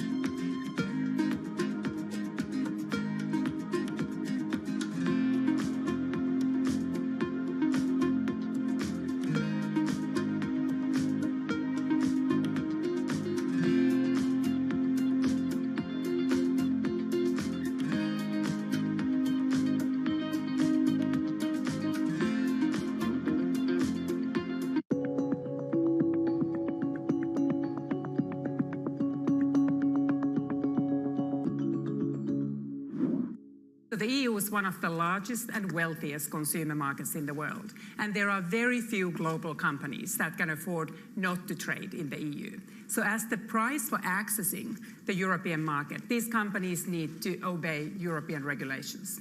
That's not surprising. But often these companies choose that they will extend the European standards across their global conduct and their global production because they want to avoid the cost of complying with multiple different regulatory regimes. So there are benefits to standardization, benefits to uniform production. So all the EU needs to do is to regulate the single market. It is then the market forces and the business incentives of global companies that transform that EU rule.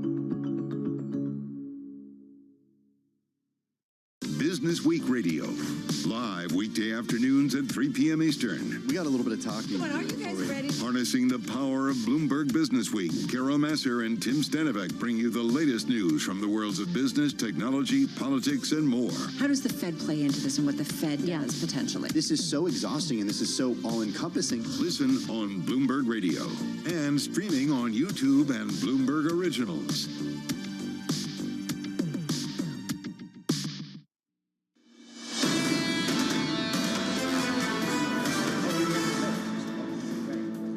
Mike McKay has thoughts. He'll share them in a moment. Our next guest... Is that what he said? Our next guest doesn't think we'll get rate cuts until after the election. Look out for that in a moment. Equities right now on the S&P 500, positive here. We are positive by 1/3 of 1%. On the Nasdaq, up by 0.5%. Waiting for some economic data, jobless claims in focus. The ISM a little bit later this morning. Into the bond market, yields look like this, just about unchanged on a 10-year, down a basis point. Let's call it 390. With your jobs data and a little bit more is Mike McKee. Hey, Mike.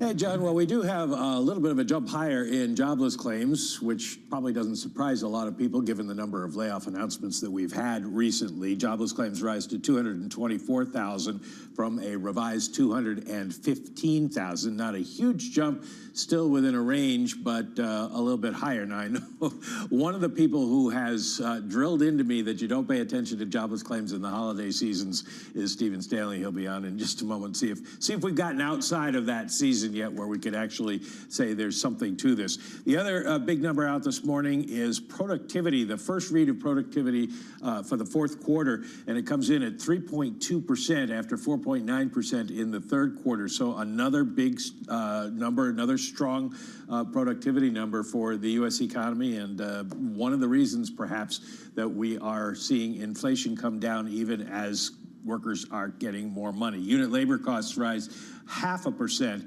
after falling 1.1% in the third quarter. So decent news this morning, not terrible jobless claims, but at least reflecting maybe a little reality. We'll get into the price action, Mike. Equity futures still doing okay. Not a big move here at all. We're positive by 0.4%. Into the bond market, yields basically unchanged on the session. 10-year 391. The 2-year yields were a little bit higher this morning, just for reference point. 420 on a 2-year at the moment. Got a note from Bank of America a moment ago, worth bringing up. Michael Gapin was looking for a March rate cut, pushed that out to June now. June rate cut is the call from B of A. Risk to a later and faster policy easing cycle arising, Lisa. The latest from B of A earlier this morning. And this really is the key question. Does it matter if the Fed pushes out to a later rate cut if they accelerate some of the cutting cycle? Mike, what was your big takeaway yesterday, and how does the jobs data that we get tomorrow kind of factor into it from the Fed? I was actually writing up a piece on the jobs numbers tomorrow, and I have to put in there that they aren't going to really matter to the Fed unless they're really outside the parameters of what's expected, because right now they're looking at inflation. They know that the labor market is performing well. As Powell said, this is a good economy, and he suggested they have now abandoned the idea that unemployment has to go up in order to bring inflation down. So less emphasis on the jobs numbers unless they start falling off significantly, because he said then the Fed would have to think of an earlier cut. But beyond that, it's all about inflation now, and I think Powell was pretty specific in saying what we want to see is basically the same news. We want to see the same kind of progress. Doesn't have to be better. But if we get a couple more months where, in general, the PCE rates go down, then we can move. And the advantage to them for May is they get 3 more PCE numbers. So they will have more data. He said 6 months isn't enough. Maybe 9 months is. We'll find out. Mike, I just want your thoughts on what happened in the banking system yesterday. They removed the reference to banks in the statement. Then we got this tension with one specific bank here in New York. It didn't come up in the news conference. Your thoughts on where the Fed is at with regards to the banks? I don't think they've changed their view that the banking system is sound and resilient as they had said. I think it was coincidence that that was taken out. Most of the statement referring to current situations was rewritten yesterday. The back half is boilerplate. So it wasn't that they are ignoring a situation like that, but New York Community Bank is not a big bank. It has a loss because of real estate. But remember, they took over Signature Bank accounts. So probably that was part of it. And you're going to have losses at banks because of commercial real estate. So it doesn't seem to be a systemic problem in the sense that it's going to spread through the banking system or cause runs in the same way that we saw in March of last year. So I don't think the chairman would have had a lot to say about it because he wouldn't have been informed about it enough to really talk about it. Mike, appreciate it. Good to see you, as always. Great work. Always give you a victory lap after the Federal Reserve. Thank you, sir. Jobless claims then, the final read on the jobs market before payrolls tomorrow. Santander chief economist Stephen Stanley has his eye on labour force participation, writing this: if we cannot count on a repeat performance from the labour force participation rate in 2024, it will be tougher for the unemployment rate to back up further unless or until the economy and the labour market weaken more dramatically. I see the unemployment rate holding in the 3.5 to 4% range. Stephen, I'm pleased to say, joins us now. Stephen, good morning. Good morning. I'm not going to bury the lead. I'm going straight to it. You're looking for 50 basis points worth of cuts, not at the next meeting, not in the summer, for the whole year and not until after the election. Correct. Why are you all the way out there? Because this is super contrarian. What's driving it? So I think number one would be that I think the inflation numbers are probably not going to be as good in the first half of this year as they were in the second half of last year. A lot of one-off and temporary factors that were helping to bring inflation down will probably not be repeated in the first half of the year. So, and you kind of got a sense of that yesterday. I mean, to Mike's point, we've had 6 months now of the core PCE deflator running a little below 2%, right? And I'm sure there are a lot of frustrated market participants saying, well, isn't that enough? And the answer is no, because if you look at the distribution of what is driving inflation lower, it's a lot of the noisy categories. So the underlying inflation piece is not as good, I think, as the numbers would suggest. Let's build on that. Let's get into it. You're right. Chairman Powell talked about it. He was actually pretty transparent about the whole thing. He needed more of the same data, concerned that over the last 6 months, maybe the drop in inflation had been down to what you call one-off factors, worried that things would stabilize above target. What are those one-off factors that help drive inflation lower over the last 6 months that you don't think will be there over the next 6? Yeah, so a lot of the noisiest categories in the core, airfares, hotel rates, used car prices, and then if you switch over to the PCE deflator, which has a lot of really obscure stuff in it, you know, one of the things I would point to would be financial services costs, which are very hard to measure. You know, it's very debatable, you know, the way that those are measured. But they were down pretty sharply in the second half of the year, and I mean, that just doesn't, to me, that doesn't jive with what we're seeing. Although, was there anything that you heard from Jay Powell yesterday at the press conference that gave you pause, given the fact that they seem poised to really cut rates as soon as they feel any comfort whatsoever? I mean, if things don't necessarily take a material tick upward in inflation, they're going to be cutting rates. Yeah, at some point, and he was clear about that. I think he was reflecting that the situation probably hasn't changed a lot from December. We have the dots from December, so we have a sense of where they are, and the median was for 3 cuts, and I only have 2, so a little different there. But yeah, I mean, I actually was encouraged because, you know, given all the market talk about cuts in March or in May or whatever, to me, they don't seem particularly close to being convinced. You know, and he only was willing to go out as far as March, but even, you know, based on what he said yesterday, I would say even a May cut would really require some pretty stellar inflation data over the next few months. We did just see initial jobless claims climb to the highest levels in a couple of months. Granted, it's probably noisy data, as Mike was pointing out. What levels of job kind of weakness would you have to see before you shifted gears, whether it's tomorrow's data or just down the line? Yeah, no, that's a really interesting point. And Mike made, I think, the really salient point there, which is a year ago, Powell and the Fed were saying, hey, we're going to have to see a weakening in the economy. We're going to have to see subpar growth. We're going to have to see the labor market cooling to get inflation where we want it. And now they're not saying that anymore. So the jobs data are not necessarily vital in that sense. But if the economy and the labor market do start to weaken in a meaningful way, it would accelerate the thinking at the Fed. So for me, I'm looking at the unemployment rate. Does the unemployment rate back up significantly? We've been in that 3.5 to 4% range that I cited in the piece for about 2 years now.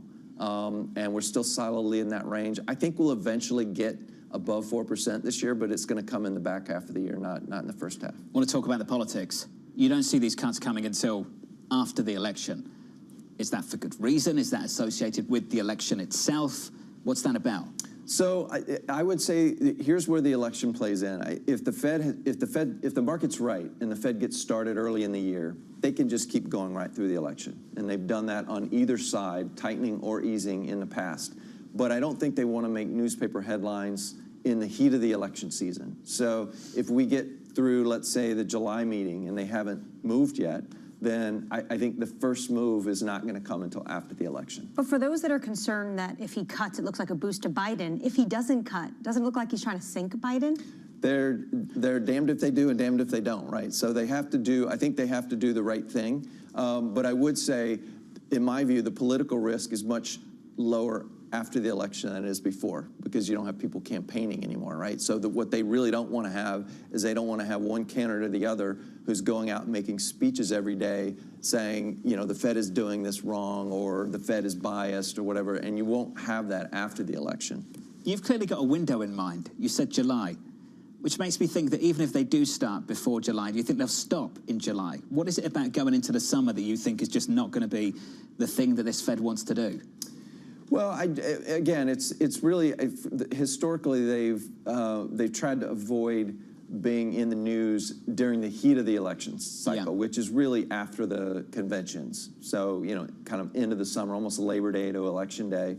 But I mean, they're not in the news if they're cutting for the fourth meeting in a row or fifth meeting in a row, right? So if they get started early, they can just plow right through, and they've done that before. But I think the first move is always the biggest, the most significant one, and I don't think we'll see the first one coming in the month or two before the election. Stephen enjoyed this. It's funny, we're calling it super contrarian, but 50 basis points of cuts is only 25 basis points out from the dot plot. That's what I keep telling people. It just feels so foreign because of what the market's priced for, Lisa, this year. It also is, when do you start? And it sort of raises this question of, are they basically stymied in not being able to move as much if they start too late? You know what I mean? Because of the political calendar. So that's something else. The first cut is always the deepest. I now have that. Okay, you're going to start singing? No, I'm not going to sing. Okay, Stephen, thank you. You should run. Stephen Stanley of Santander. Let's get you some stories elsewhere this morning. Let's get you the Bloomberg Brief with Yahara Hackers. Hey, Yahara. Hi, John. The BOE has opened the door to interest rate cuts. The central bank slashed its inflation outlook for 2024 and dropped guidance that borrowing costs may have to rise again. Its Monetary Policy Committee left the key rate unchanged at 5.25%. If we were to keep bank rate at 5.25% for the next 3 years, we think it's likely that inflation would eventually fall significantly below target. But if we were to follow the market conditioning path, we think inflation will be above target for much of the next 3 years. The committee was split on action, with 1 vote to cut, 2 to hike, and the remaining 6 members voting to hold. Elon Musk is going all in on Texas, seeking shareholder approval to move Tesla's corporate registration from Delaware to the Lone Star State. Musk took to his social media platform X to poll users on the change before saying Tesla would soon hold a shareholder vote. It came after a Delaware court voided the CEO's $55 billion pay package, calling it excessive. He's already moved Tesla's home office to Austin and relocated himself and his charity to the state. FTX, the now defunct crypto exchange, said it plans to repay former customers and creditors who can prove their losses. A lawyer for FTX said restructuring advisors will examine millions of claims to filter out those that are illegitimate. Attempts to restart the exchange have also been halted after the team overseeing the company failed to find investors willing to inject cash. And that's your Bloomberg Brief. John? Yahara, thank you. Coming up next on the program, high hopes for big tech. When you look at Microsoft and Google, the results were fine. It's almost like the market's looking for a bit of a reason to pull back, and that's understandable given the run that they've recently had. Earnings from Apple, Amazon, Meta coming up after the close, going into the opening bell about 47 minutes away. Your equity market on the S&P 500 shaping up as follows. Equity futures on the S&P positive by 1/3%. Live from New York City, this is Bloomberg.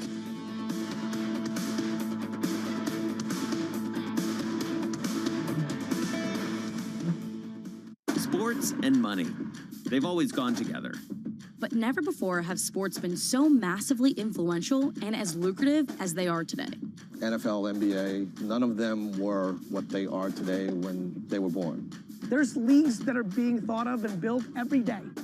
New teams, new leagues, new business models, even entirely new sports. I never in a million years would have thought this is what my life would be like. We set out to find what's happening and what's about to happen at the nexus of business, sports, and culture. Getting involved from a business perspective was something that was very natural and an easy transition for me.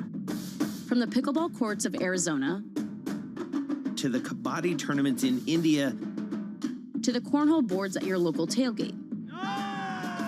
This is what's next in sports.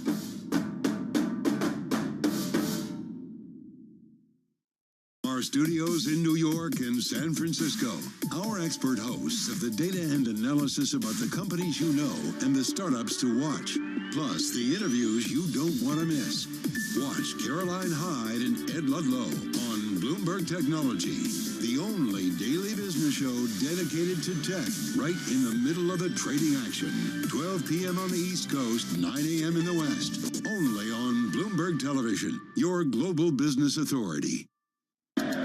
From New York City, From London, in Sydney, from Washington, in Tokyo. 9 a.m. in Beijing and Shanghai. Good morning, everyone. Have a great evening. Here's what I'm watching. You do not want to miss this Is story. there the kind of upside?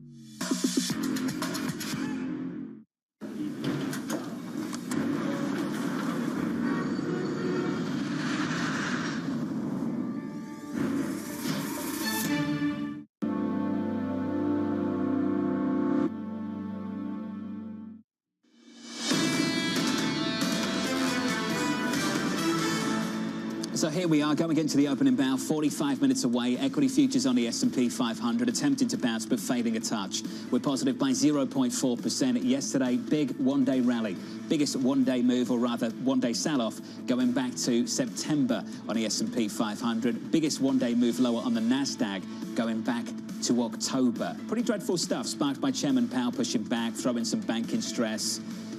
Lisa, take your pick. Yields 390.28. Decent rally there, that's for sure. Yeah, and it's definitely on the heels of jobless claims having just come out at about the highest, the wrong side of a kind of upside surprise in about 2 months. Right now, we're seeing that two-year yield at about the lowest going back to January 15th. So I guess not that much, it's 2 weeks. But still, I'm looking at this and I'm just thinking to myself, okay, how much are we pricing out rate cuts in March? But that just means that they're going to be sort of consolidated in a shorter period Chairman of time. Powell set this up yesterday, and we talked about it earlier this morning.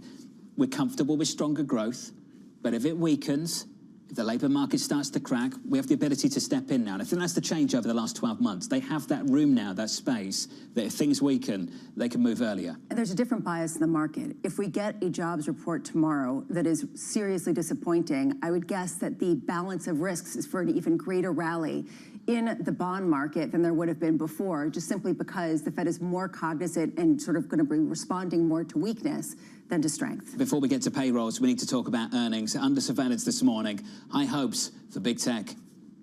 When you look at Microsoft and Google, the results were fine. It's almost like the market's looking for a bit of a reason to pull back, and that's understandable given the run that they've recently had.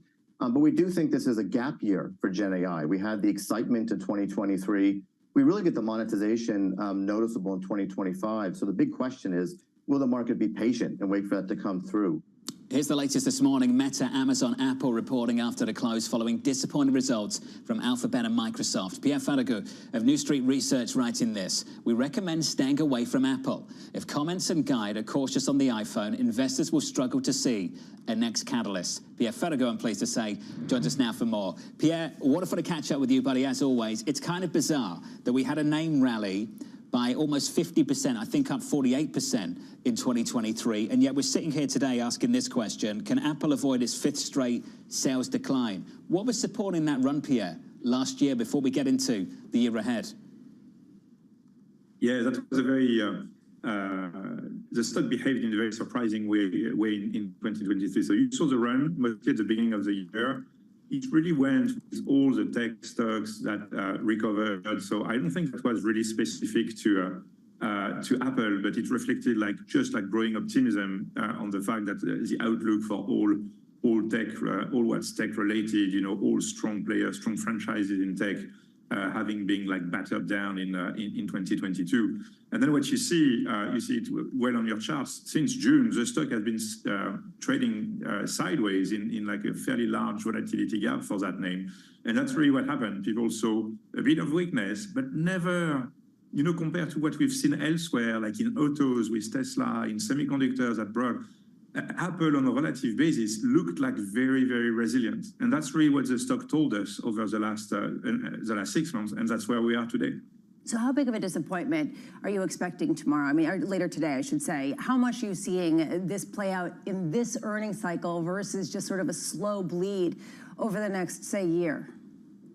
Well, Liz, it's always difficult to time things. We don't have any significant edge in order to call this quarter and to see something coming. What we saw is a lot of weakish, painful data points in December about China, consumer demand being weak, Xiaomi and Huawei being back. Remember that Apple, in 2020, 2021, gained easily 20 million units out of Huawei getting out of the market. And now Huawei is coming back and Xiaomi is doing well. And the Chinese consumer sentiment is what it is. So my concern would be that today expectations reflect a flattish, sort of iPhone kind of development on between 2023 and 2024 and beyond. And so if there is a crack on iPhone expectations, if management feels the need to guide down on iPhone, that's really the quote you took on your screen. It's if that happened, then it's going to be difficult for investors to be patient and wait for the next catalyst. So that's the risk I would see on the stock tonight. Do I have a high conviction that they're going to go to disappoint? Not really, to be honest. It's more of a risk than a conviction. Guest after guest come on here and they say, we might see Magnificent 4, Magnificent 1, Magnificent 8 given AMD, but that seems to have fallen by the wayside for the moment. Do you think that Apple doesn't belong in the same category simply because they're not as leveraged to the whole AI kind of trend? Yeah, I think it's a very important aspect of Apple. Apple today is the highest quality consumer franchise in tech in the world. So that's a great business, a great investment for that reason. But you don't see any news flow or barely see any news flow on AI with Apple. And of course, they're working a lot on it. They're spending $1 billion on it. They're going to come up with something like the iPhone user experience will be probably revolutionized by generative AI. But they're not on the forefront of that. And the news flow on that front might be concerning or very weak at the very least. In the near term, so that might make Apple actually, falling a bit off that group. Pierre, this is something I've always struggled with, and it's a question I often ask you. I come to you with this question: what multiple do you put on this name? You've got the core growth story of the last decade, which is the iPhone going X growth. At the same time, the revenue mix is shifting towards services, and we've seen that over the last year. Pierre, what multiple should you put on this stock? Well, so it's a very, very high quality franchise, which means that Apple will always be able to grow, in high single digits their earnings power over a long period of time, even if nothing exceptional, nothing magic comes through. So Apple probably is still worth a premium on the S&P, a premium on the overall market. Magic comes through. So Apple probably is still worth a premium on the S&P, a premium on the overall market, but not a premium for growth, a premium for quality. So the stock is trading on 25 times, what could be a good earning in 2025 today. And I feel I think it's a reasonable multiple, and which means that between now and well into 2025, maybe the stock doesn't have much room to grow, because if we are on a 7-8% earnings growth trajectory, that's the only kind of upside you can expect if the multiple is already full. But I think the multiple of today is a bit fair. Now, if we come into a period of duress for the iPhone and a pullback in the iPhone, you could see a multiple compression, and that would create more than anything like an opportunity maybe to buy a high-quality name. Pierre, I wanted to finish with a multiple question, but on a different company, a company that falls under your coverage. You know where I'm going. I'm going to talk about Tesla. Should I be valuing this now just a traditional car company going against Chinese manufacturers? What is this now? It's a very good question. Tesla is at a very interesting point in time where they are basically maxing out their addressable market today with the portfolios they have today. What's very interesting, we've pulled a lot of numbers together recently with the team, and we've found out that Tesla has actually addressed already 15% of their addressable market today with the Model Y, the Model 3, the Model X, and the Model S. So Tesla has come through like a first leg of development very successfully. And now it's a 15% market share player on their addressable market. Just as a reference point, the largest car manufacturer in the world has only 12% of the total market. So that's a very high market share in autos, 15%. And now what can they do? They still can grow. They're still guiding from some growth this year and next of that portfolio, which means that they are going to continue to gain share or expand their addressable market with trading up. And then in 2 years from now, they will be ramping in very high volume lower price point cars, the next gen models, the Model 2, that will like quadruple their addressable market in volumes. And they should still be able to achieve 15% market share. So Tesla still has like an exceptional growth opportunity ahead of them. And they are in a transition phase now. I think in 3 to 6 months, they'll start expanding margins again when prices stabilize and costs continue to come down. Excepting the Chinese, they don't really have competitors on their like EV segment. Yeah. And if they took 15% of their addressable market with what they have today, they should continue to grow from there. And with the Model 2, that's a very high growth potential.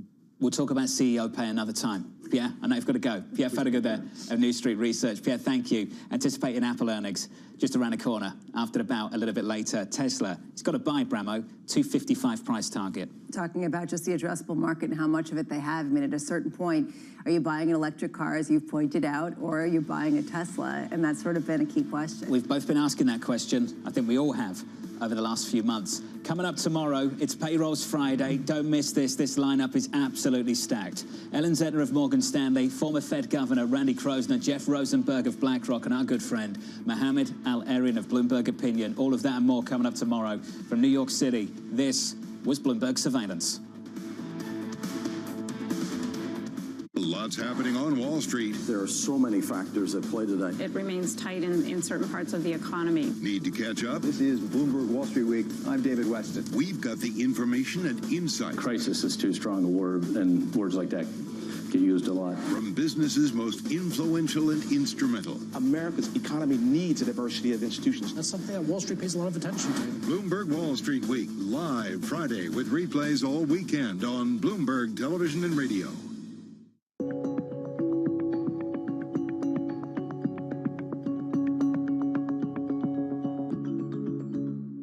Been so used to the fact that every time there's a problem, central banks come and ease. This has been the kind of playbook, you know, throughout my career, before that, after I left. Now we're in a very different environment. Central banks actually have to create a recession, in essence, to get back to price stability. So it's a complete reversal of the modus operandi, in a sense, of central banks as they've known it for the last several decades. So that's why it's not so much that they're getting something wrong. They've now acknowledged that there is this trade-off, these costs to pay, but it's a completely different way of thinking about central banks, and it's a different role. Another way to put it is they have to be unpopular now in order to get inflation back down, where it used to be you could count on them each time to rescue you, to stabilize the system, to bring support. And that has shifted, and I think many people, even in the markets, have not quite understood in my mind how much we are now in a different regime compared to the last 4 decades, effectively. So it's what, almost an easing bias in the markets? How would you describe it? In the U.S., yes. And I think it's this idea, this almost pre-programmed idea, when there is a problem, i.e. potential recession, central banks will come and ease.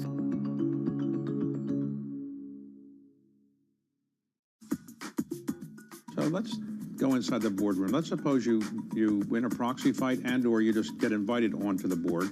You go to your first board meeting, and you're the person who's saying you can fix this company, and all of the others on the board of directors are saying, well, we're doing pretty well. How do you get received when you start saying, here's what I wanted you to do? Well, first of all, we don't bring that to the boardroom. Our time is spent with the CEO, the chairman, the CFO, and share our plans with them outside the boardroom. We try never to solve an issue in a boardroom. Okay, it's always best done the day before, the week before, outside that room. We wouldn't be there if they really were doing well. So it's really hard for them to straight face and tell us we're doing well. And we present it with a plan.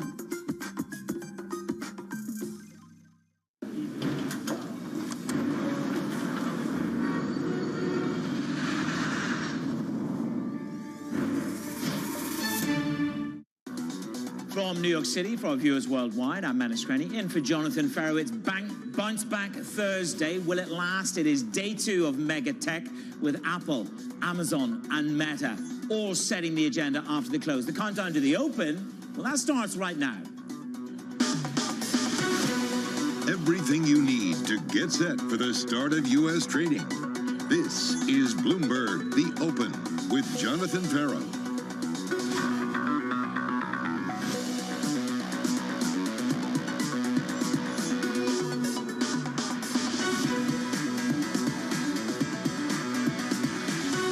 Coming up in the show, futures rebound from the worst day of the year. And the Fed delivers a reality check on the rate cut expectations. Investors brace for the next wave of big bad tech earnings. We begin with a big issue. Looking ahead to, you got it, jobs day in the USA. The bigger news for the week is probably going to be payrolls. We do get payrolls on Friday. Payrolls report. Jobs report will be an important number. Are important for our outlook for equities. To get a sense of, is the labor market slowing? We have a very robust labor market. The labor market is basically chugging along. I don't think the labor market's really a problem. I think the labor market is a real bright spot right now. I think strong payroll is positive for markets. The labor market tends to be often a lagging indicator. Under the surface, the labor market is cooling. Whether it shows up, it's a noisy number. Whether it shows up on Friday or not is harder to tell. Joining me now to discuss everything in the markets, MUFG's George Goncalves and SoFi's Liz Young. Okay, here we go. We had the pushback from Powell yesterday. We're looking forward to maybe a little bit of a slowdown in the jobs report tomorrow, but I want to focus on yesterday before we cast ahead. At the presser, George, you said it was a hawkish U-turn. It came out of nowhere. Well, what is greater confidence before they move forward is the question I have. Good morning. Good morning. Yeah, look, I think Chair Powell is really trying to buy time. I think in general, the Fed has been trying to buy time. And so, really trying to cool the markets, which have been really forcing this issue for quite some time, that eventually we all know they're going to start easing rates. It's just a matter of when do they start, right? And, given that, March is just, 6 weeks away and there's a lot that could happen between now and then, but at the same time, they're not ready to communicate, ahead of time. I guess that was the prudent thing to do to kind of get greater confidence. But I think it's beyond that. They're really trying to sequence things and slow us down. They know once they start cutting, the market's going to run. Yeah, I mean, sequencing, they've tried that before. Liz, good morning. How are you? I mean, there's lots of notes that you have. The cuts go marching away, and it was a little bit of tough love. I call that a good thing. Yeah, I mean, I think what's happened here is that the market actually hadn't been listening to Powell for a long time. He'd been pretty clear that from the beginning of this hiking cycle, that they would rather wait a little bit too long instead of go too early with cuts and reignite inflation, reignite financial loosening that might get us to a place where they have to start hiking again later. I think that they are pretty terrified to repeat some of the mistakes of the 70s. And what he did yesterday was remind markets that even though you may want a cut in March, you may want us to start doing that to support valuations, the data that we see and the confidence that we have isn't quite there yet. So let's be realistic. But the interesting thing is the market did price out a cut in March, stays consistent still with 6 by the end of the year, and just started to back end load them. So the market hasn't necessarily come off of what we think is going to happen this year. It's just pushed back the beginning. Yeah, well, there's always a way of rearranging the deck chairs, isn't it, when you're desperate for the trade. And let's talk about those traders. They're bracing for a jobs number, a payrolls report coming in tomorrow. It is the finale to an action-packed week. Mike McKee is with me. Mike, what is the round number? What's the whisper? Where are we? What's our thinking? Well, our thinking is we get one more good month, but it may not make a whole lot of difference to the Fed. Now, Jay Powell did say if the labor market goes bad, they could move up their rate cuts. And we did get a disappointing number for jobless claims today, with claims coming in at 224,000 after 214,000 the week before. We've had a lot of layoff notices. Does that mean we're likely to see a bad number tomorrow? Not really. This is January data tomorrow, and we're in February. The change in payrolls still expected to be strong, 185,000, and the unemployment rate is expected to go up, but still stay below 4%. Average hourly earnings, this will be interesting, expected up 0.3%, but base effects keep it on a year-over-year basis at 4.1%. We should mention one reason that wages can run ahead of inflation at this point is that productivity is way up, 3.2% in the fourth quarter. And this is the number that the Fed is going to be watching. They've expected unemployment to rise, but 23 months so far, it has stayed below 4%. Only one time in history has that happened before, and that was in 1967-68 during the Vietnam War, when half the people who were in the labor force were over in Vietnam. So if that starts to go up, there could be a problem, but the betting is we're still going to see a 24th month in a row tomorrow. Okay, setting the stage, Mike McKee. It's all eyes down for that. George Goncalves, Liz Young are with me, my panel for the morning. That's a pretty staggering number, isn't it? Unemployment, sub 4% for 23 months in a row. You haven't seen that since 1967. You can understand why Powell tried to deflate a little bit of risk yesterday, can't you, George? Well, you know what happened in the early 70s, right? We had the Nifty 50. We had a pretty big boom in risk assets, and then it kind of went into a recession as well. So, I mean, look, it's great to look at these historical analogs and comparisons. To me, it's more about, what's going to be the change and what's going to matter from here going forward. And that unemployment rate going up, it could have gone up to 4% last month, and it did it because of how labor force participation rate was accounted for. So at this point, I think we're at the real risk where the unemployment rate actually starts to move much faster. You have those layoffs. January was a big layoff month in general, so there is downside risk. The ADP number was close to 100. I think there's downside risk for tomorrow's number. And more importantly, we get also these benchmark revisions, which I think could be illuminating as well. So I'm actually concerned about tomorrow's number, reminding folks that there are cracks forming underneath the surface in the labor market, and the headlines look great, but a lot of it is optics.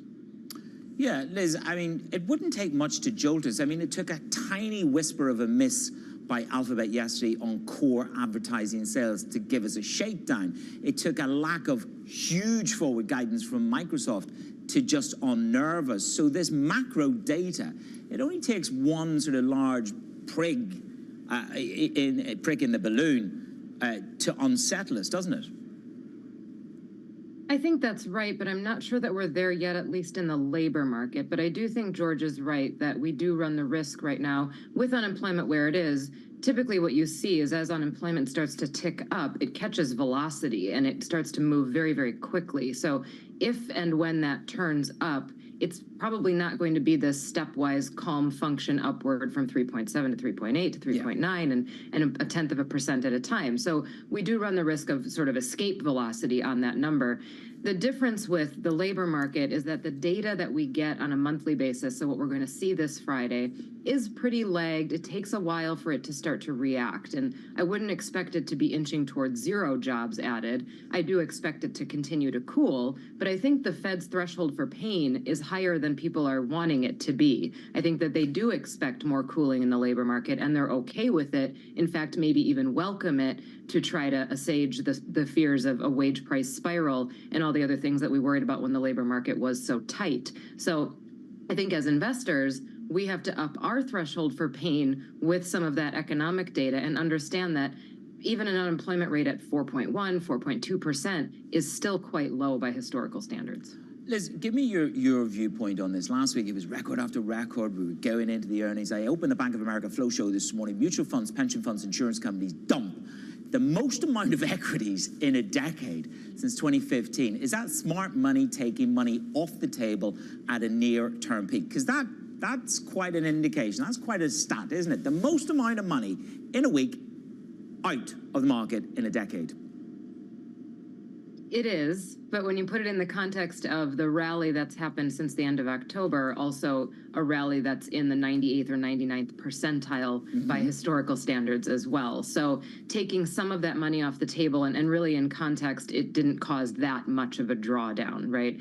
So taking some of that money off the table is valuation based, and it's just the idea that when you look at the technicals of the market, they did look extended. Nobody can really deny that. I think what we have to look at, and what we're obviously dealing with this week with big tech earnings, is that we need something that will drive a rally forward in a durable fashion, and big tech companies are expected to contribute the majority of earnings power to the S&P for this last quarter. So we need those earnings to come in solid. We don't necessarily need them to knock it out of the park, but we do need them to come in solid to prove that the level of valuations that we're at is worthy of new money to be added. And I think right now a lot of investors are questioning whether or not 20 times forward earnings on the S&P makes sense at this juncture. Yeah, I mean, there's a wonderful line from BI, 28 times forward earnings. It's just a 0.2 away from an all-time high. This is on the MAG 7, and so you've got like a near 40% premium to the index.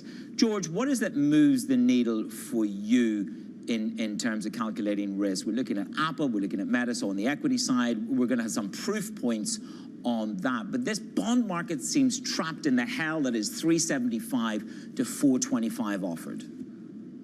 I mean, look, I think it's ironic that yesterday, obviously Fed Day, also the announcement of the Treasury's auction schedule, which if you go back 3 months ago, marked the beginning of the rally and everything. So November 1st, so we had a Fed meeting as well. We had the Treasury say their issuance patterns are going to be less, and that marked a big rally and a kind of a short covering move into year end, which continued to the beginning of this year. I think it's ironic. We live in these hyper narrative kind of environments. I think it kind of bookends a pretty big move. Yeah, everything's pretty much priced to perfection and priced to the idea that we're soft landing. So it's already in the tape. So the question from here is all about risk management. It's about being defensive, and it's about being in shorter duration and fixed income. And really, the bond market has done a lot of this pricing in already, but it doesn't mean it's wrong. No, but we're going to touch on commercial property, which could be a little bit discomforting for a few people in this market. Maybe we should pay a little bit of attention to it. We'll come to that in a moment. George Goncalves and Liz Young, my guests this morning on the markets. Let's get under the hood, see what's ahead of the opening bell. Abigail Doolittle is with me. It feels like Big Brother, day 2 of big tech. Day 2 of big tech, but let's take a look first at cruise lines. I don't know if you would go on a cruise, Manus. I really have no desire, but apparently a lot of other people do, because Royal Caribbean put up a great quarter. They topped adjusted earnings with a profit of $1.25. Truly incredible relative to those losses during the pandemic. And some analysts are even saying that the outlook is impressive. Count me out, though. Honeywell down 2.4%. The fourth quarter was good, but the fiscal year revenue range fell short. In addition, the CEO was named as the board chairman. That's not a reason for the stock being down, but just some additional information that came out of that report. And then finally, here's some big tech.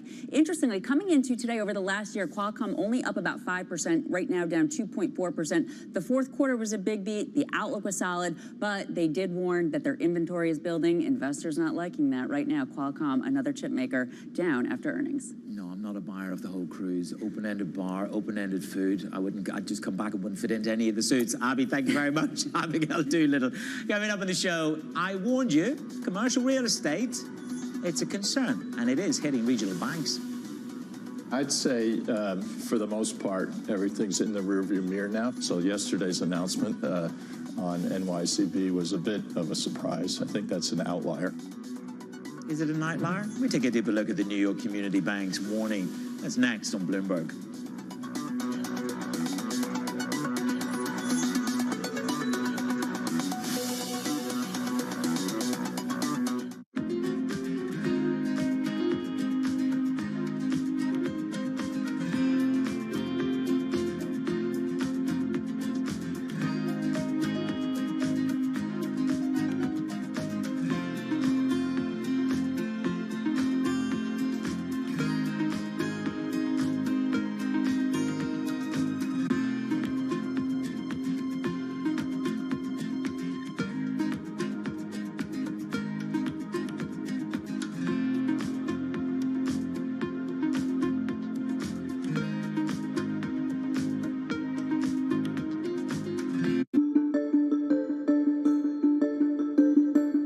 hardest thing in life, I've often said, is to be happy, but you seem like a very happy person. It's like nature. Nothing ever stops. So you could be super happy 1 minute and then something happens. So it's just living. It's the joy of life. For any young woman that's watching this, wants to be the next Diane von Furstenberg, what would you recommend? I think the most important thing in life is the relationship you have with yourself. Once you have a good relationship with yourself, any other relationship is a plus and not a must. And the second advice is to be as true to yourself as you possibly can. And you have to accept and own things you may not like, but the more you could be you, the happier you will be.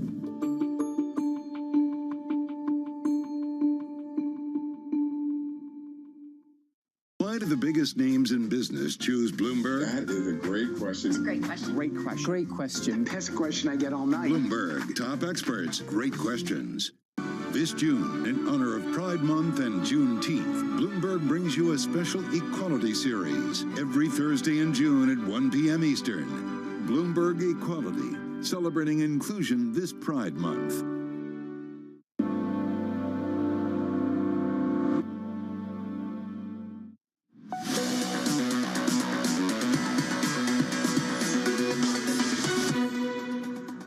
I'd say, for the most part, everything's in the rearview mirror now. So there were a few idiosyncratic bank failures that related to the business model and how fast those banks grew, and then the stress caused by the Fed raising rates very quickly. So yesterday's announcement on NYCB was a bit of a surprise. I think that's an outlier.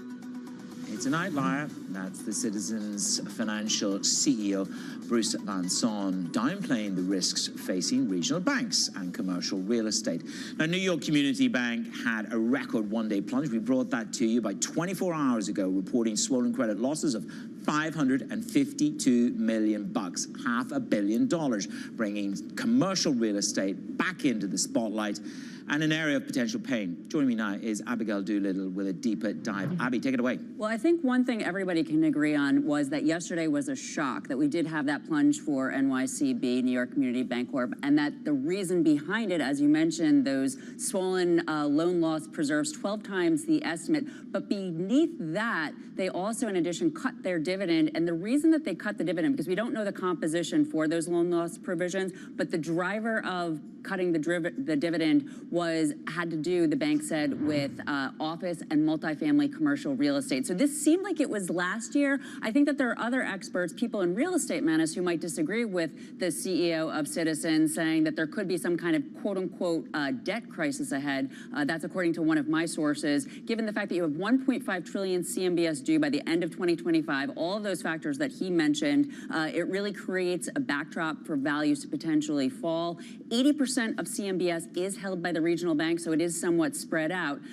But we could have other situations, as occurred yesterday with NYCB. I think it's too early to say whether or not it's over, because a lot of these properties, they simply haven't traded. So we don't know how bad the distress is going to be. We don't know how bad the values are going to be. But some of the big office owners that I've talked to, mall owners that I've talked to recently in Bloomberg interviews, Manus, they've said that in New York here, values could drop as much as 25 to 75%. So basically, a loan would be worth 25 cents on the dollar from previous values. That could still be kind of painful, so stay tuned.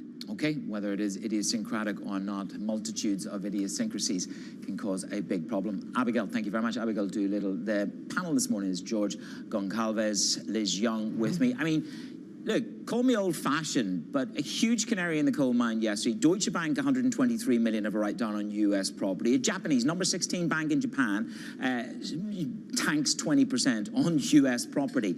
Is it idiosyncratic, George, or can it manifest into something more? Look, I think it's a reminder. I think it's idiosyncratic for now, and we have to take it at face value as the information comes in, and things can change quickly. I think it is, again, that reminder that this is going to be with us for quite some time. This is going to take many years to work out this. What's different than what we've been used to in the last decade or so, these kind of acute, big financial shocks that come out of nowhere. This is not that. I mean, this is not systemic, okay. Hopefully. It's more of a kind of a death by 1,000 cuts, right? Okay, so it's not 2008, but it is an ongoing death by 1,000 cuts. You're right, it could be individual names rather than a systemic issue, and the banks are better capitalized, so we're told. Liz, $560 billion worth of commercial real estate comes into maturity through the end of 2025. Is it just going to be a series of bumps in the road, or what opportunities would it present for you? Well, I think one of the things that we have to recognize is that we've known about this commercial real estate risk for a long time, and frankly, since the regional bank crisis happened last March. So it won't be something that comes out of left field, even if there are negative headlines about it. I think the real risk is that when you look at the timing of how this may all shake out, and with the news that we got yesterday about New York Community Bank Corp, the Bank Term Funding Program is set to expire in March of this year. So some of the backstop that regional banks have perhaps relied on, and we don't know how much and whom in particular is relying on it, but some of the backstop is set to disappear. So some of the risks that maybe we haven't seen yet, we haven't seen come to the surface, could come to the surface in late spring, early summer, and then we still have this lingering commercial real estate risk that we know is there, and to the point that was made earlier in the segment, we just don't know what the marks are on those particular loans. So as things get refinanced, it could come out that it's a bigger problem than we originally thought.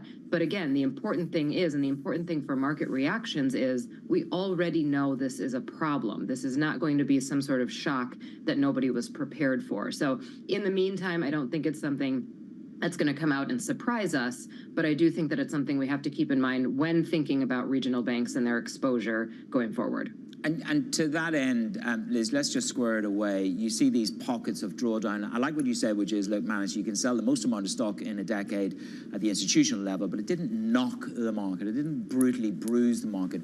So are you specifically looking for opportunities when there are drawdowns? I mean, do you think that we will get a 5–10% drawdown, or it's just going to be these incremental days of 1–1.5%, but nothing cataclysmic? Well, there's always a risk for a bigger shock, but I do think that in the context of seeing such a ferocious rally, it's healthy to have those little pullbacks. And honestly, even a 5 to 10% correction, quite normal, quite customary in the context of the market. Those little pullbacks are healthy. What I would be looking at for opportunity in some of those pullbacks are the things that did not keep up with the market in 2023. What we've had as a theme for the last couple of years is this big rotation aspect, in the sense of what did bad last year does well the year following. So when you look at what happened in 2023 and this huge bifurcation among the Mag 7 versus the rest of the market, I'd be shopping in the rest of the market category, because if we do indeed pull off a soft landing, you probably want to have exposure to those cyclical stocks and maybe the rest of tech, some of that smaller cap tech that didn't keep up last year.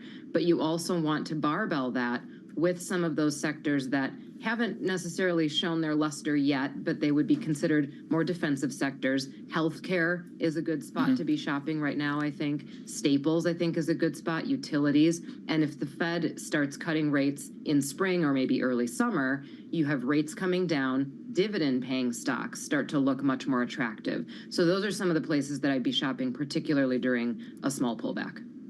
Okay, George, you know what? In 30 seconds, give me what a barbell looks like to you for risk. I mean, the barbell, I mean, for us is still being defensive and having high quality IG. It's a little bit too tight here, so maybe lightening up there, but moving and staying in the front of the curve. I mean, the Fed's going to start an easing cycle this year, because if it doesn't, we're not going to have a soft landing.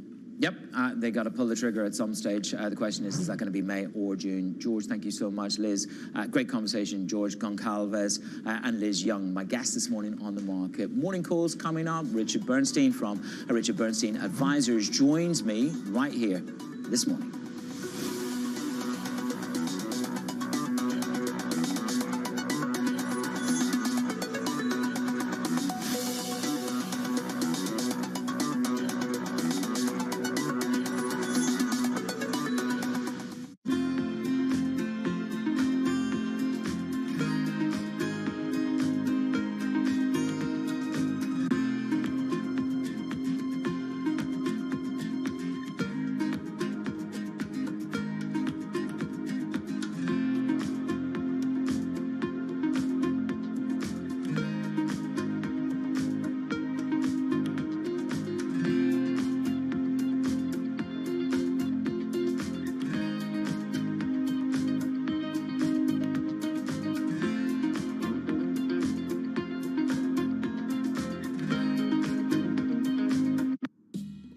Back in 1997, I was interested in the following question, which is, there are a bunch of the dinosaurs called sauropod dinosaurs, which had really long skinny necks.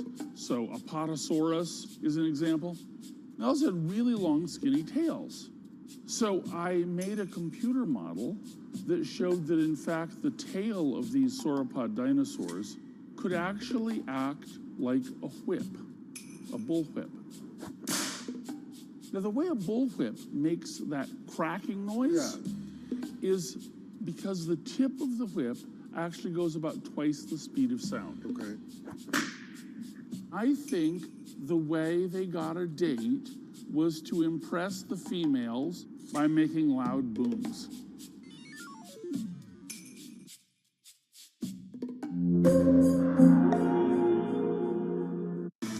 Bloomberg Surveillance covers the latest in global markets and the political events that influence your world.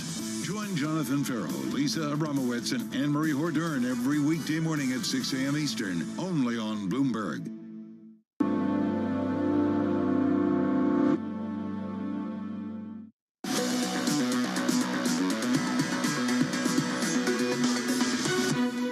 It is Bounce Back Thursday for now, because we're counting down to day 2 of a massive tech reporting. NASDAQ futures up 0.5%. Institutions sold the most amount of stocks in 1 week relative to 2015, the most in a decade. Time now for your morning calls. This is what we've got from the scribes of Wall Street. First up, Citigroup downgrades Qualcomm to neutral, pointing to the company's disappointing outlook. Next up, Deutsche Bank upgrades Cigna to a buy, expecting the sale of its Medicare business to serve as a catalyst. And finally, Goldman Sachs adding Target to its conviction buy list, highlighting the stock's compelling valuation and, of course, the resilient U.S. consumer. Coming up in the show, Richard Bernstein joins me. Is he as optimistic about the resilience of the consumer?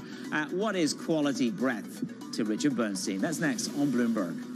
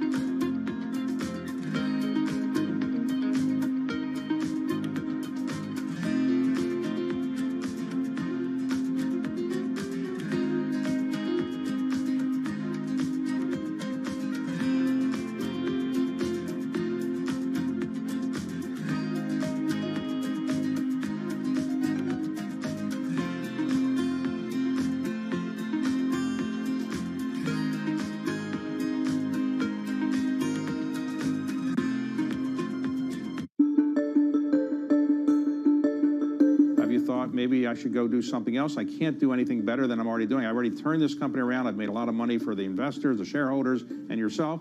Are you happy doing this? You're going to do this for the foreseeable future? I'm going to do it for the foreseeable future. I love what I do, and the reality is we've accomplished a lot. As you described, we've made Blackstone a lot of money. We made our shareholders a lot of money. More importantly, we've grown the business, and we've been a huge engine of opportunity. If you think about all the jobs we've created around the world, all the communities we've made better places, all the ownership groups who we've helped grow their business, and having built a world-class culture, the opportunities we've created for upward mobility for people. And this business, I would still say, is like a coiled spring coming out of COVID particularly. So I feel like we just have more to do. My job's far from done.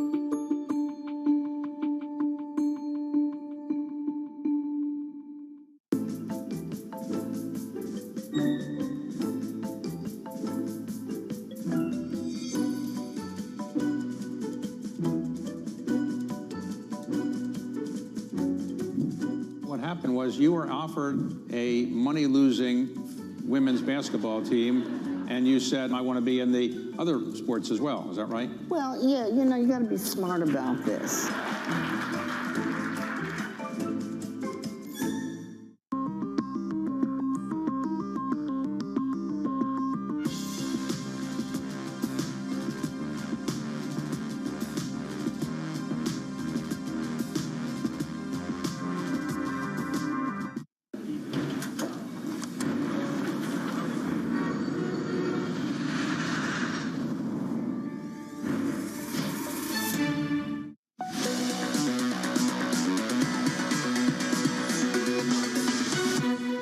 A'ja Wilson tennis rackets.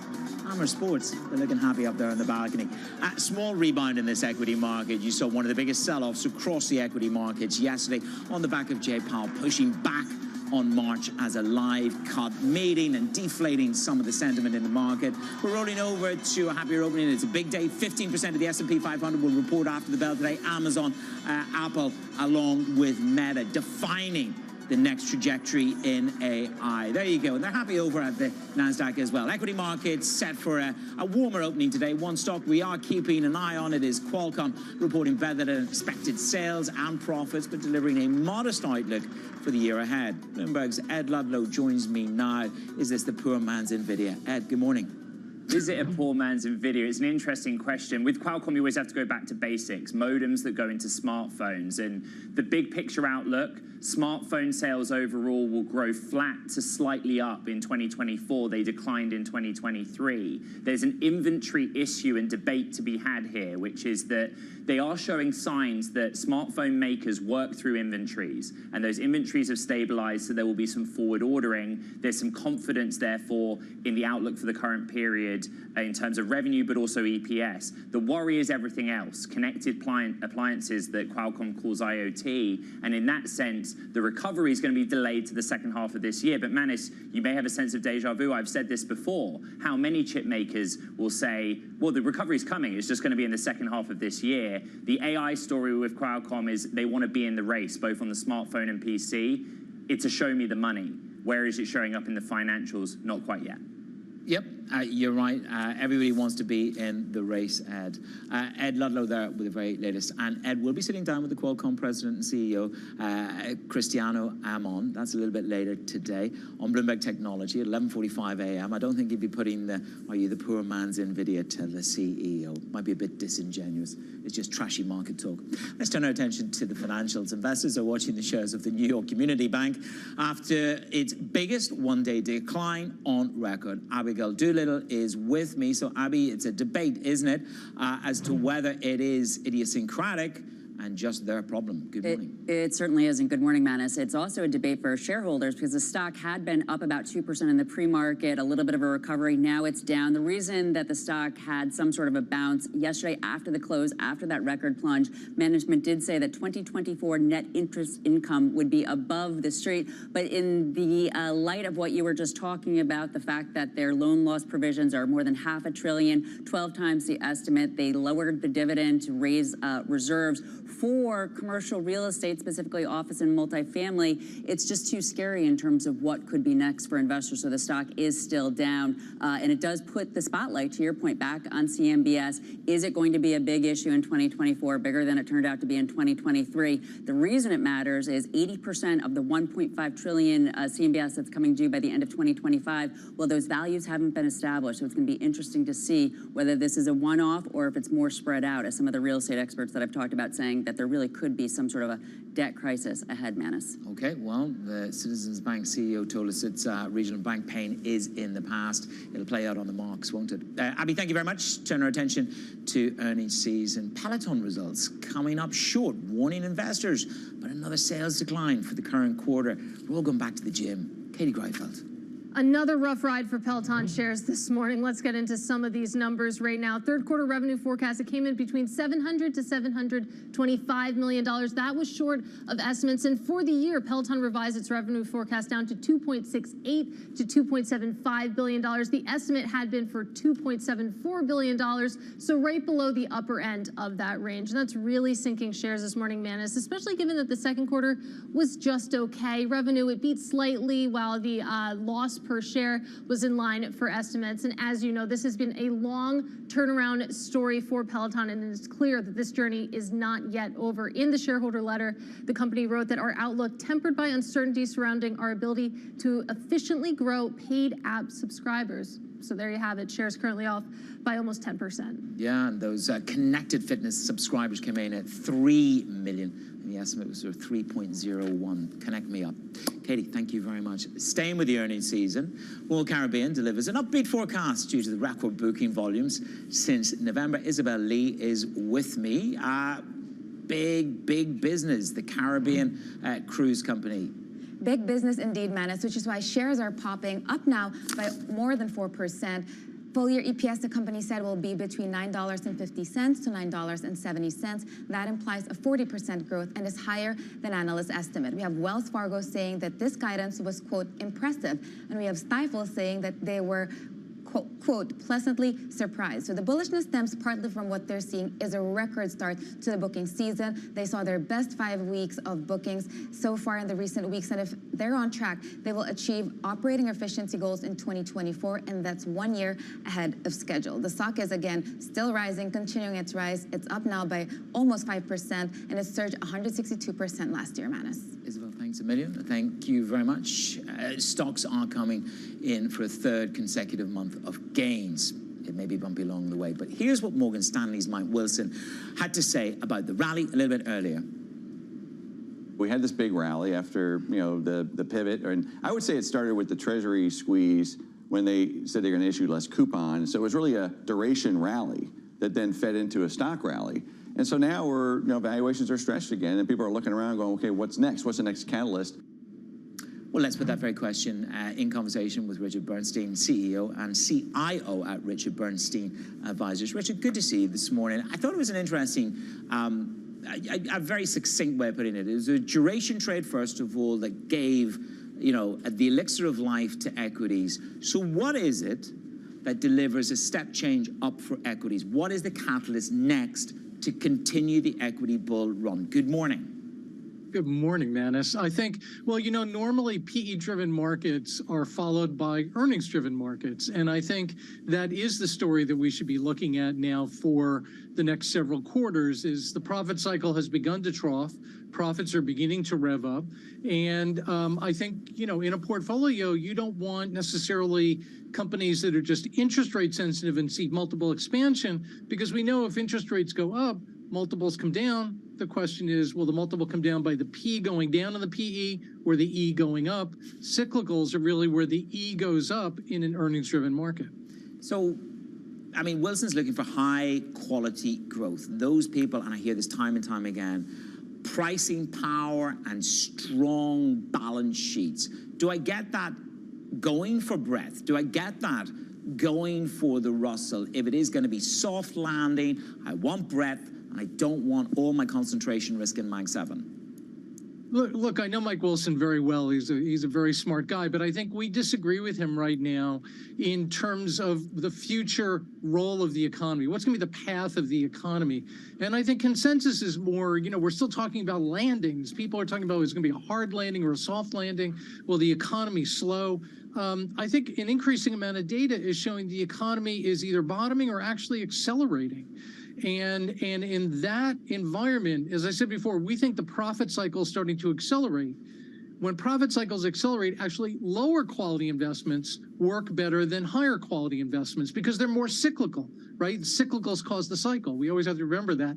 And so stable growth and strong balance sheets are great when things are bad, but when things are good, you actually want the financial leverage and the operating leverage on a balance sheet because they actually add to performance when the cycle is good. And I think that's a big contrary that's sitting out there, is that people are still waiting for the landing and the economy isn't really playing along with the forecasts. And you're looking at the city economic surprises. Okay, we had a little bit of a tick up on the jobless numbers today. We're going for 23 consecutive readings on the jobs report, sub 4% on unemployment. This is a winning streak in this U.S. economy. Is there anything that can put a brake on it? So I think, Manus, what will eventually put a brake on it is what traditionally puts a brake on it, which would be higher interest rates and the Fed tightening again. I think right now, the amazing thing, which people don't want to really discuss, is the Fed has raised Fed funds 525 basis points, and the economy weathered that storm and seems to be getting a bit stronger now. So if profits are going from minus 15%, which was the trough growth rate in 23, to plus 15%, which we think is going to be the peak in 24, that actually argues the Fed might actually have to raise interest rates in that environment. Are you committing heresy on this show, Richard Bernstein? Are you committing heresy on this show? Now, come on. I guess you are going to be the only outlier out there that's calling for a rate hike. Are you seriously sitting on this show now this morning, Richard? Come on. And you're saying to me, man, no, I'm not saying they're definitely going to raise rates, but I think the notion and the certainty surrounding them cutting rates, yes, I think is misguided. I think that, to say that they're going to hold rates steady for longer than people think and potentially raise rates, I think that's more realistic than saying they're going to cut rates multiple times this year. What do you say to the? By the way, if that's the case, I hear what you're saying, which is, should I coalesce around 3 cuts and that still does not undermine the equity rally versus 5 to 6 cuts, which is being banged like a drum by the market? Mm-hmm. That's right. I think. Look, I think that the Fed is really banking on sort of a productivity miracle. I'm not sure they would use that word, but the productivity gains that we're seeing continuing into the future to fight inflation. I'm not so bullish on productivity as they might be. I also would note that supply chain disruptions are starting again, and that combined with some of the profits and the hiring argues that they're probably going to be very, very slow in cutting rates, much slower than the market anticipates. I love your line. Date cash, but never marry it. Is cash the unreliable boyfriend or girlfriend? I mean, I'm doing okay in cash. I actually am. I mean, I spoke to somebody yesterday. I'm about to pull you can always tell the top of a market, Richard. I've got to reinvest some pension funds from the Middle East here into the United States of America. So if I'm going in, I'm telling you, this is the top of the market, Richard. But with that in mind, I still quite like 5 1/4 in the CD. So, Manus, you're right. And maybe politically incorrect to use the line about, dating cash but never marrying it. I get that. But I think it's important for 2 reasons. One is we have to remember when people say is cash attractive, the answer is, of course it is. Right? I mean, that's why the Fed raises rates. The Fed injects monetary policy into the economy by raising short-term rates, making cash attractive to try to disintermediate a broad range of investment opportunities throughout the economy. That's how monetary policy gets into the economy. So if the Fed is raising rates, of course cash is going to be attractive. But yet, people tend to fall in love with cash. Right? And that's the point. Cash is a short-term investment. It's a way station. You're going from someplace to someplace and you're stopping off. It's not something for the long term. We know, and history shows this very clearly, cash is about as bad as it gets for long-term investment opportunities. Short-term, yeah, it's fine. It's a short-term investment. But I think we should really think of it as a short-term investment. You're going to force me into, an unreliable marriage with risk. I get that feeling towards the end of the year. Richard, very, very briefly, you also are quite warm to commodity. Is that my inflation hedge? What should that be? 5, 6% of the portfolio? Yeah, I think commodities, Manus, and anything real asset related, I think are going to be a very potent, not only potentially cyclical, but a longer term story. If globalization is contracting, which I think most people would agree it probably is, it means pro-inflation assets are going to be advantageous going forward. Remember, globalization was a major factor for secular disinflation here in the United States. Okay, we have a good authority behind you as a hockey jersey from New York Rangers. Big fan there, yeah? Go Rangers. Absolutely, season ticket holder. Good lad. With the popcorn and the beer. Richard Bernstein, you're welcome back anytime. Committing heresy on the market open. Not quite, but coming up. Zuckerberg. Bit of a grilling on Capitol Hill, wouldn't you say? Have you compensated any of the victims? These girls, have you compensated them? I don't believe so. Why not? Don't you think they deserve some compensation for what your platform has done? Bruising day. Zuckerberg delivering an apology in front of Congress with the earnings due after the closing bell today. That conversation next on Bloomberg.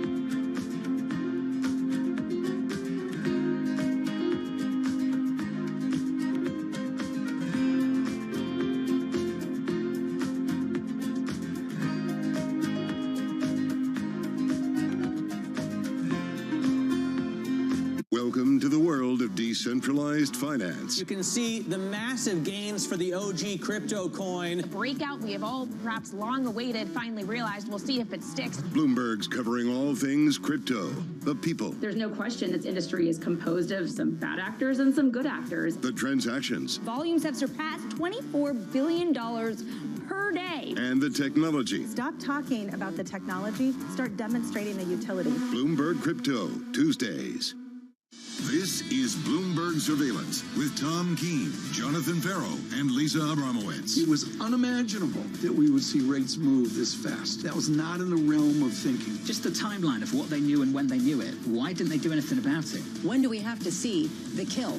It's for the Fed to respond to it, and this is really the tension. Be informed. You cannot be overly data dependent. You've got to have a view of where you're going. Be prepared. I think the earnings season might actually be the positive surprise that people are not expecting. Be ahead of the game. Certainly the beginning of something we need to keep an eye on. And that, I think, is really going to be an interesting takeaway from this moment. You go all birds on us and you say, turn, turn, turn.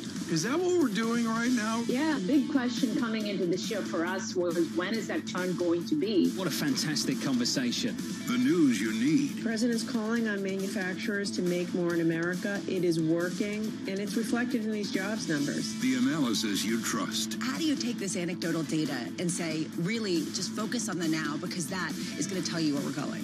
What is the measurement of uncertainty that we have in studying the American economy? Milton Friedman had said there are long and variable lags in the impact of monetary policy. But man, it's a long slog. The best way to start your day. People are tuning into this program on a daily basis. Oh, come on, it makes for good TV. Let's move on. Bloomberg Surveillance, weekdays from 6 to 9 a.m. Eastern.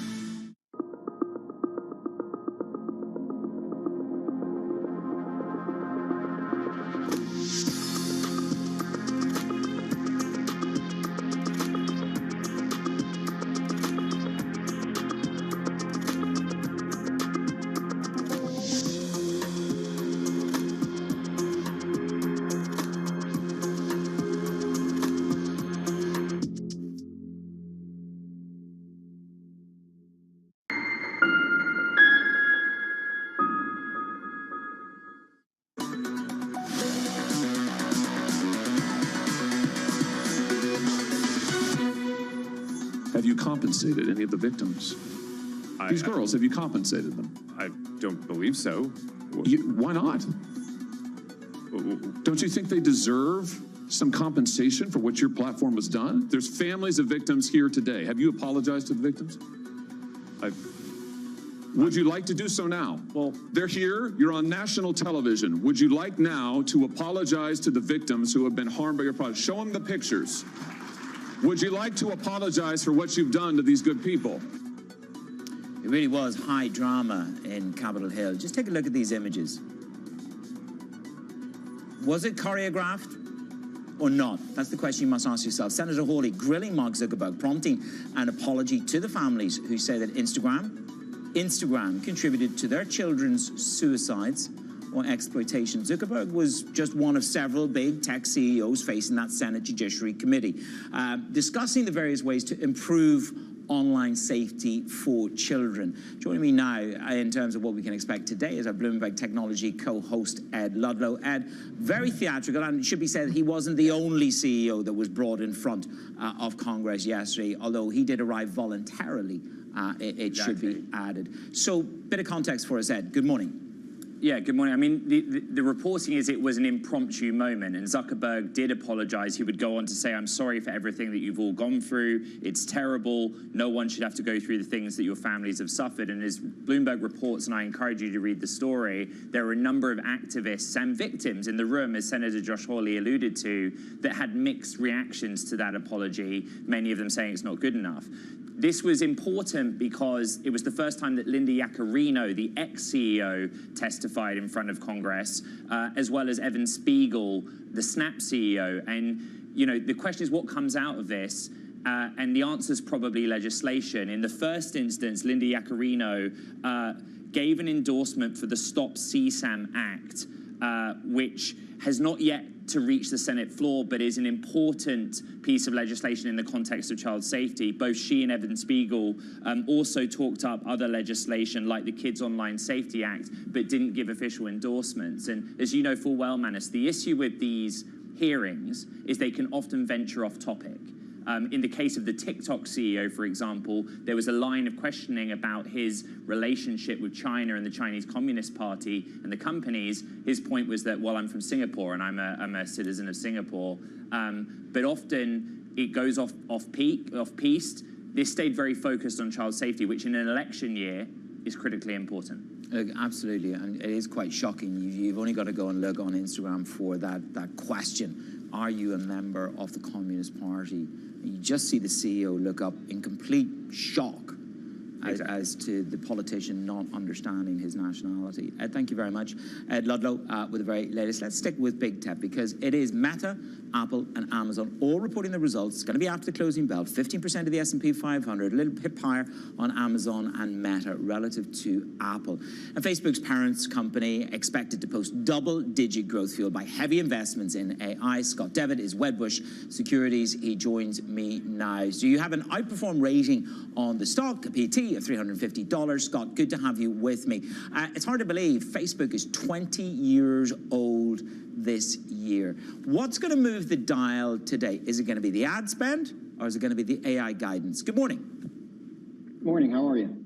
I think it's both. I think the ad spend, the recovery in this business and the narrative of the stock has been quite amazing in the last 12 months, and I think that that's going to continue with the report today. We're looking for $39 billion in revenue, up 21%. I think you'll hear Zuckerberg talk quite a bit about AI, AR, VR infusion into the business.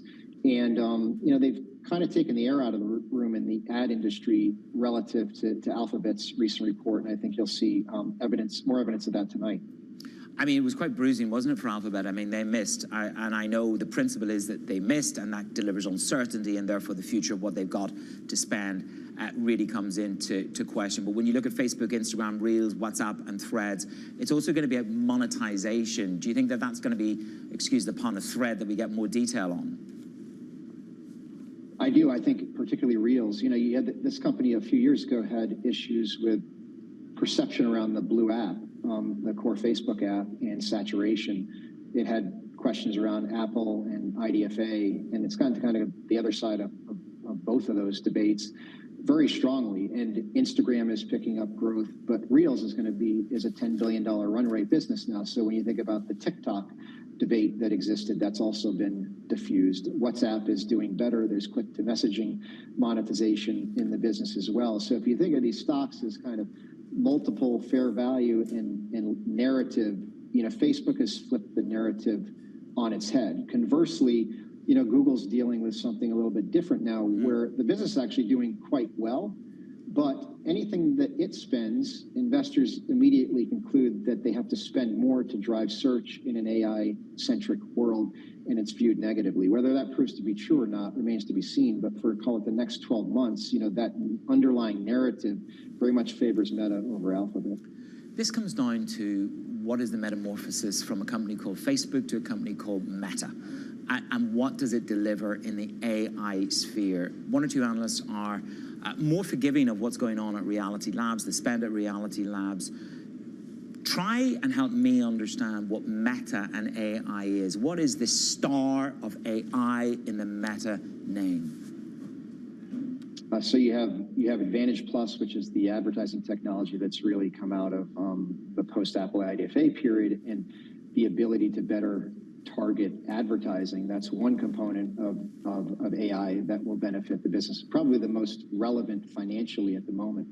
The bets that the company is making with Reality Labs, they're running at about a $15-16 billion annual loss right now, are things like the Meta smart glasses and Llama, which is their version of the large language model, and the Meta Quest headsets, which are all very interesting open-ended opportunities. And what is so interesting with Meta now is you have that optionality built into the multiple. You're paying about 22 times earnings for a business that has an embedded $16 billion loss on things that are still, on the come. So one of two things could happen. Either A, they pull back because some things aren't working and you're paying a lower multiple as an investor, or B, this actually works and it opens up top line growth. So I think either outcome is quite positive for the company. Obviously, you want the growth, so that's the more prominent outcome, but either is positive. Not a bad roll of the dice at 22 times earning relative to some of the multiples that you got out there. Scott, thank you very much. Good. Let's see what we get later on this evening on the Meta report. Sector price action. Let's get back to Abby. Well, with the S&P 500 up about 0.4%, more sectors are higher than not, led by some of those mega cap tech sectors. Let's take a look at the bottom, though, because we have some of the defensive sectors. We also have financials down 0.3%. Let's dig in just a little bit more there. And not surprisingly, with the NYCB blow up yesterday, we do have the regional banking index down 7.5% over the last 3 days, the worst stretch since October of last year for that ETF. Abby, thank you very much. I'm going to do a little there with the very latest on the sectors. Trading diary coming up. It is about earnings. Amazon, Apple, Meta are all delivering their numbers after the bell. The AI, day 2 of the AI evolution, revolution. Payrolls Friday, you got it. That's the only thing that really, really matters. Monday, you'll have had the hangover from payrolls, and you're going to begin a little bit of Fed speak. Atlanta Fed President Raphael Bostic. Tuesday, the earnings roll in from the European banking giant, UBS, and Friday, the earnings from PepsiCo. That's it for Countdown to the Open. We are nervous ahead of these Meta earnings, as you've just heard. It is all about the advertising number in those. And Apple, can they break trend? Can they deliver a rise in revenue for the first time in a number of quarters? That's it from me and the team on Countdown to the Open. Surveillance is up next. Actually, it's not surveillance. That was 2 hours ago. Thank you very much. This is Bloomberg.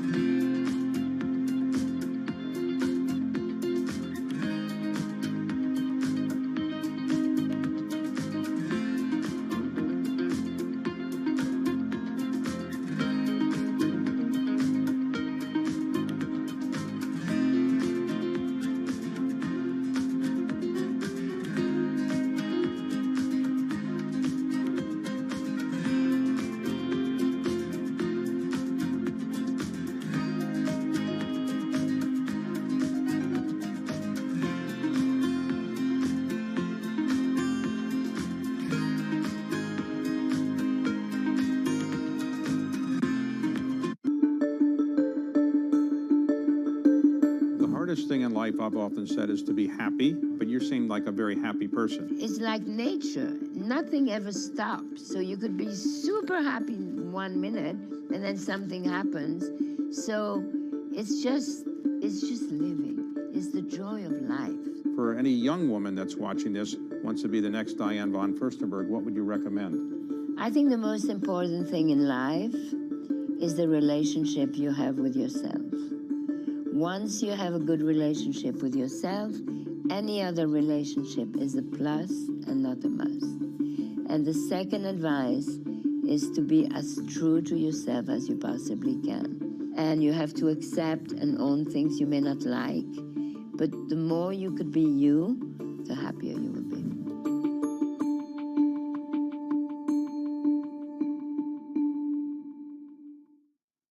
People ask me all the time, what is the key to being a really good investor? And I tell them it's to surround yourself with and work with the best investors you can find. On Bloomberg Wealth, I'm going to take you to meet the greatest investors in the world, the people that I would like to have managing my money. Today, I would say perhaps only second to AI right now, which is AI has got so much going on and folks are so excited about it. Climate tech is the hottest area to be in. Bloomberg covers the world with unmatched reach and resources. From more than 120 countries. The moment news breaks, 24 hours a day. Bloomberg. Context changes everything. Your fixed income fix. Watch Bloomberg Real Yield at its new time, Friday at 12 p.m. Eastern, right here on Bloomberg. Context changes everything.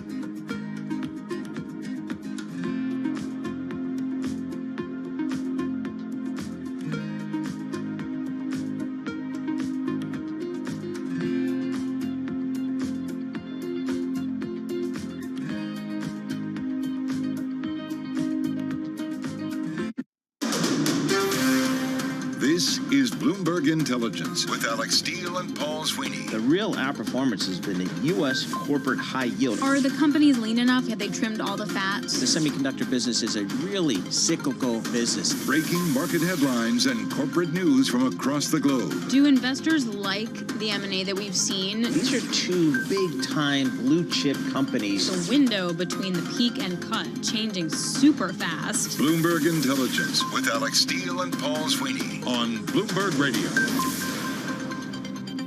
Good Thursday morning from the Bloomberg Interactive Broker Studio in New York City. To our worldwide audience, you're listening to Bloomberg Intelligence. Alex Steele and Paul Sweeney here. Bloomberg Intelligence, the investment research arm of Bloomberg. We have 400 research analysts around the world covering 2,000 companies, 120 industries, and we're going to feature those analysts over the next couple of hours as we dig deep into some of the stories in the marketplace.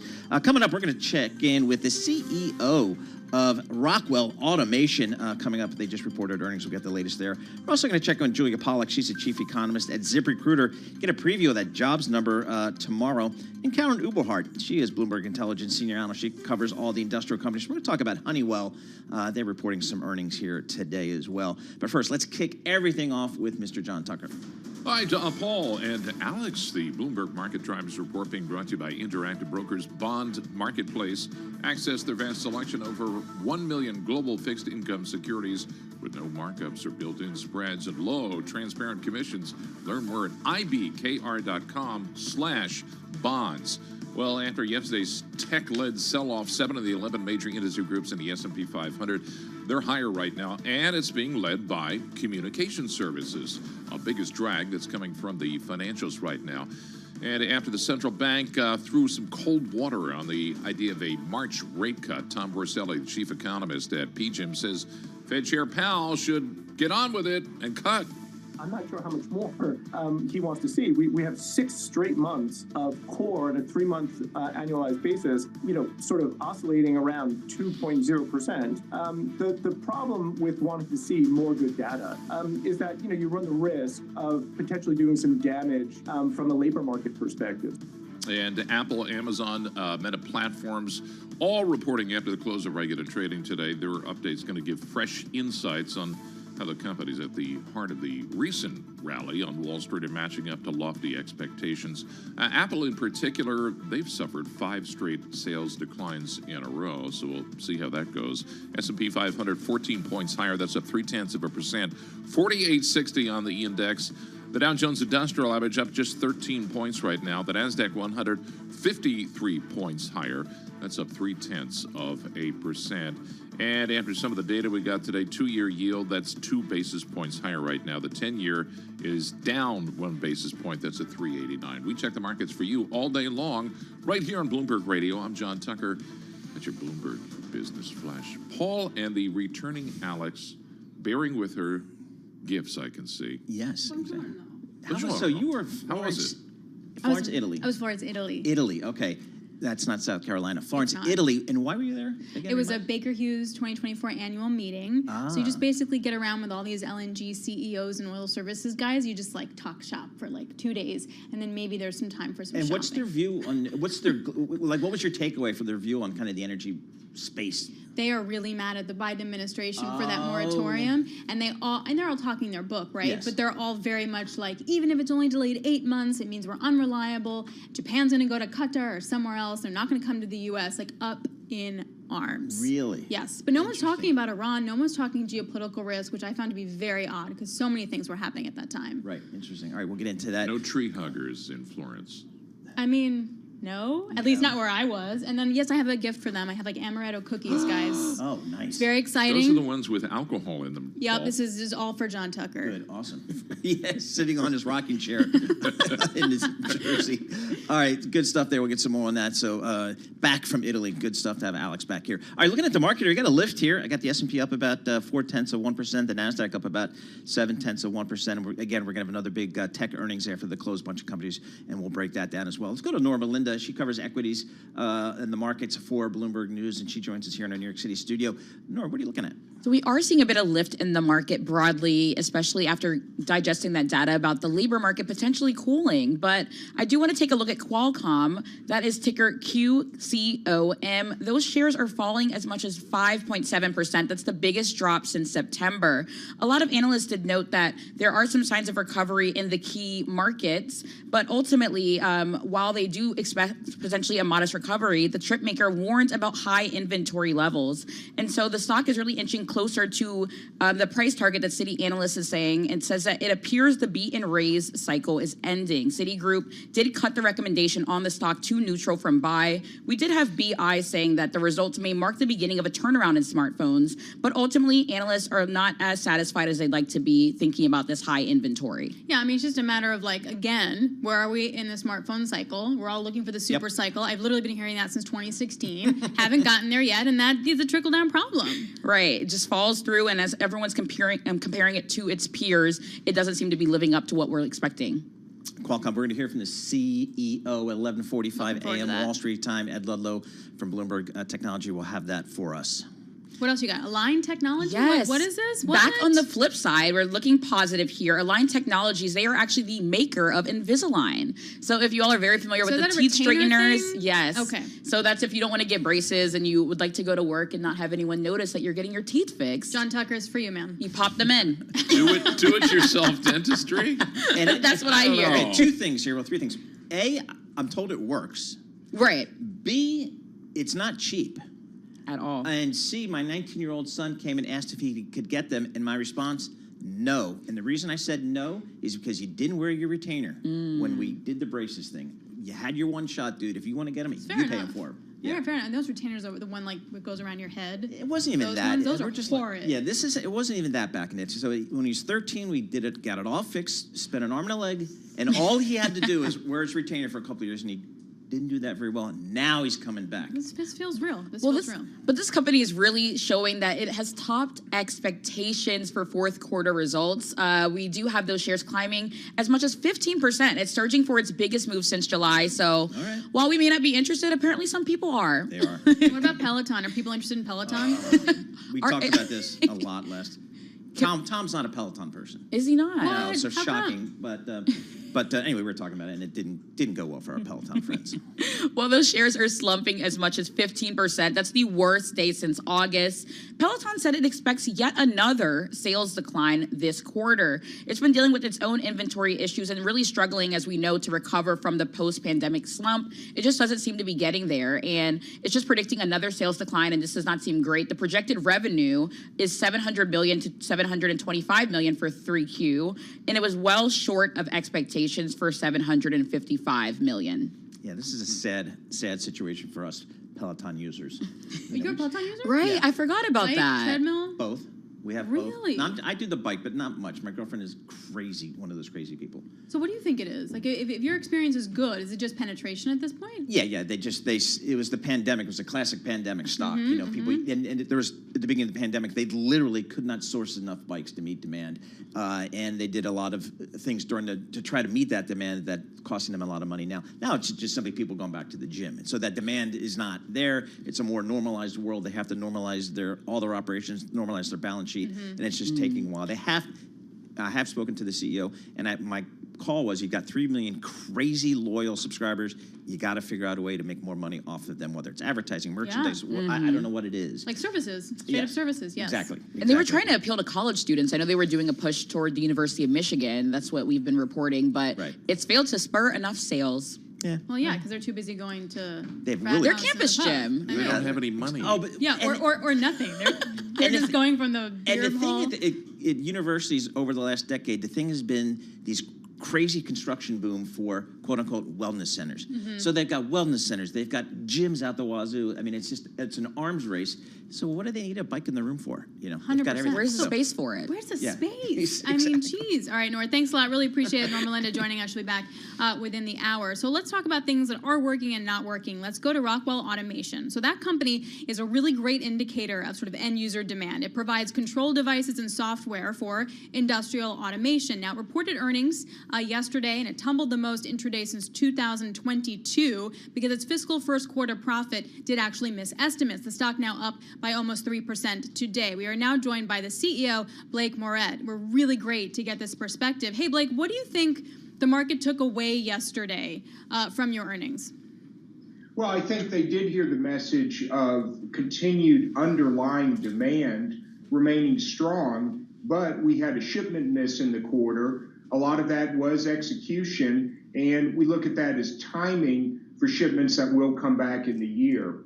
You know, we had very strong growth last year of 17% top line, 28% adjusted EPS. This is a bit of a reset year as we get done shipping off that older backlog that piled up as a result of supply chain shortages and go back to booking and billing incoming new orders. And so we're seeing lower growth in the year with some growing pains, but the underlying demand remains pretty strong. That's kind of where I want to go, Blake. What are your tell us and our listeners and our viewers like who your customers are, and what are your customers telling you these days? We may be the most pervasive technology in American manufacturing. So everything from automotive and battery manufacturing to warehouse automation, food and beverage, life sciences, energy, both traditional fossil fuel as well as renewables. Across that whole spectrum, our technology, our hardware, and our software and our services are pretty prevalent. So when do you know, Blake, if it's still the supply chain issues that you're still working through versus just weaker demand? Like, do you even know when that moment shifts? Well, so we had an encouraging quarter in the demand side in that in Q1, so the quarter ended in December, we did see double-digit sequential growth in orders off of the trough in our fiscal year, our fiscal Q4 last year, and those orders increases have continued into January. So that's a very positive sign. Now, a lot of our distributors, and most of our business does go through electrical distributors, they had higher inventory than they wanted, and we expect in the coming couple of months that that inventory gets to more of a normal level so that their orders to us reflect the strong underlying demand from machine builders and end users. Blake, how much lead time do you have in your business? What's your order book, and kind of how much lead time do you really have? So the product business, which is the majority of our business, those lead times are typically days and weeks in a normal period. And part of our challenge in Q1 was returning all of our products to those fast lead times. But in a normal environment, we get an order and it either gets shipped that day off our distributor's shelf, or we're able to make it and ship it within days or a few weeks for those products. So are you an early cycle economic read? Is that fair to say? You know, we certainly have exposure early in the cycle, but the so-called late cycle is also an important part of our business. Whether you're talking about the traditional process industries or life sciences, we've got pretty broad exposure early, mid, and late cycle. Although I have to say, with the supply chain backlog that we had in 2022 and 23, with the distributor overstock that we're working through now, it's hard to pin a particular point in this traditional cycle on this time. Well, also because you're exposed to sort of all the structural changes too, like Infrastructure Act, the CHIPS Act, the IRA. So that's a structural shift, even though you're still cyclical. I can imagine that being quite confusing. So based on where you are in all the different cycles, How are we doing? Like, how's the global economy doing? You know, particularly in our home market in the U.S., where we have the largest market share, we see continued strong underlying demand. So we're expecting our orders to be up low single digits, and we've guided to 1 point up in terms of organic shipments. But that underlying demand, I think, remains strong. And one of the key indicators for me is continued low unemployment rates in our most important markets. So, Blake, I'm looking at the PGEO function on the Bloomberg terminal, and I can see just by geography, looking at your revenue, again, 60% roughly of your revenue is North America. So give us a sense of kind of North America versus rest of the world. What are you guys seeing? North America is the strongest market.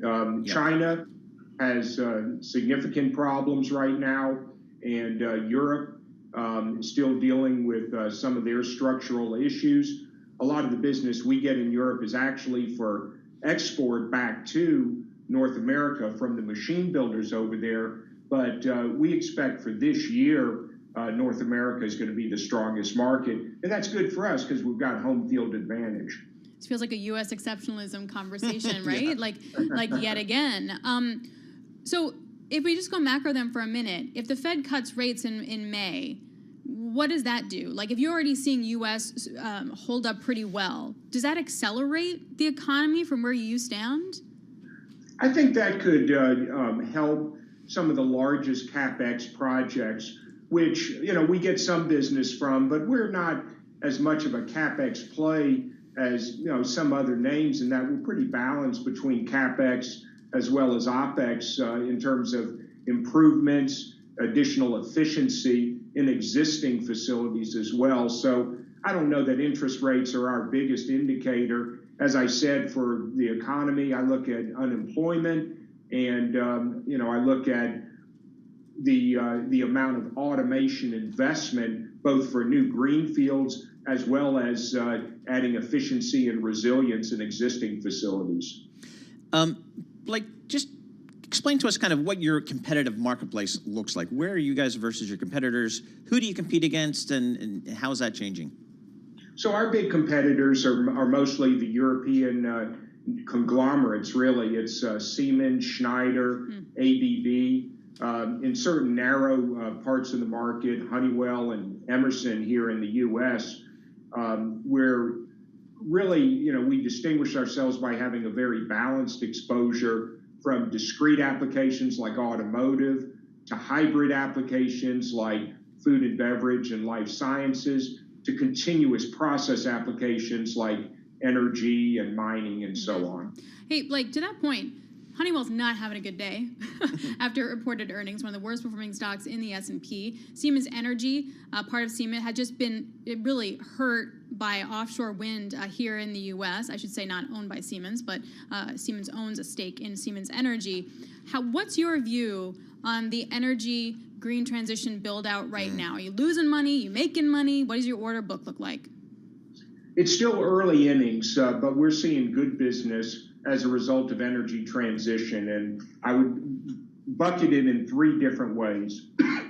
I'd look at first the decarbonization of the traditional oil and gas companies, so carbon capture projects. We've talked about the work we're doing with Occidental and their direct air capture projects, the 1.5 initiative.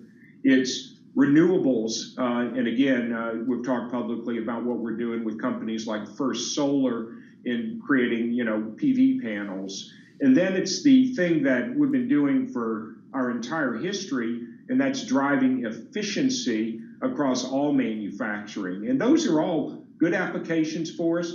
You know, there's some relatively nascent areas like hydrogen that are sources of optimism, but, you know, I would put them in those three main areas. Hey, Blake, I'm looking at the ANR function on the Bloomberg terminal. It shows me that there are 11 Wall Street analyst buys on your stock, 12 holds, and 5 sells, so pretty mixed across the board. What's the message that you bring to your investors into the marketplace?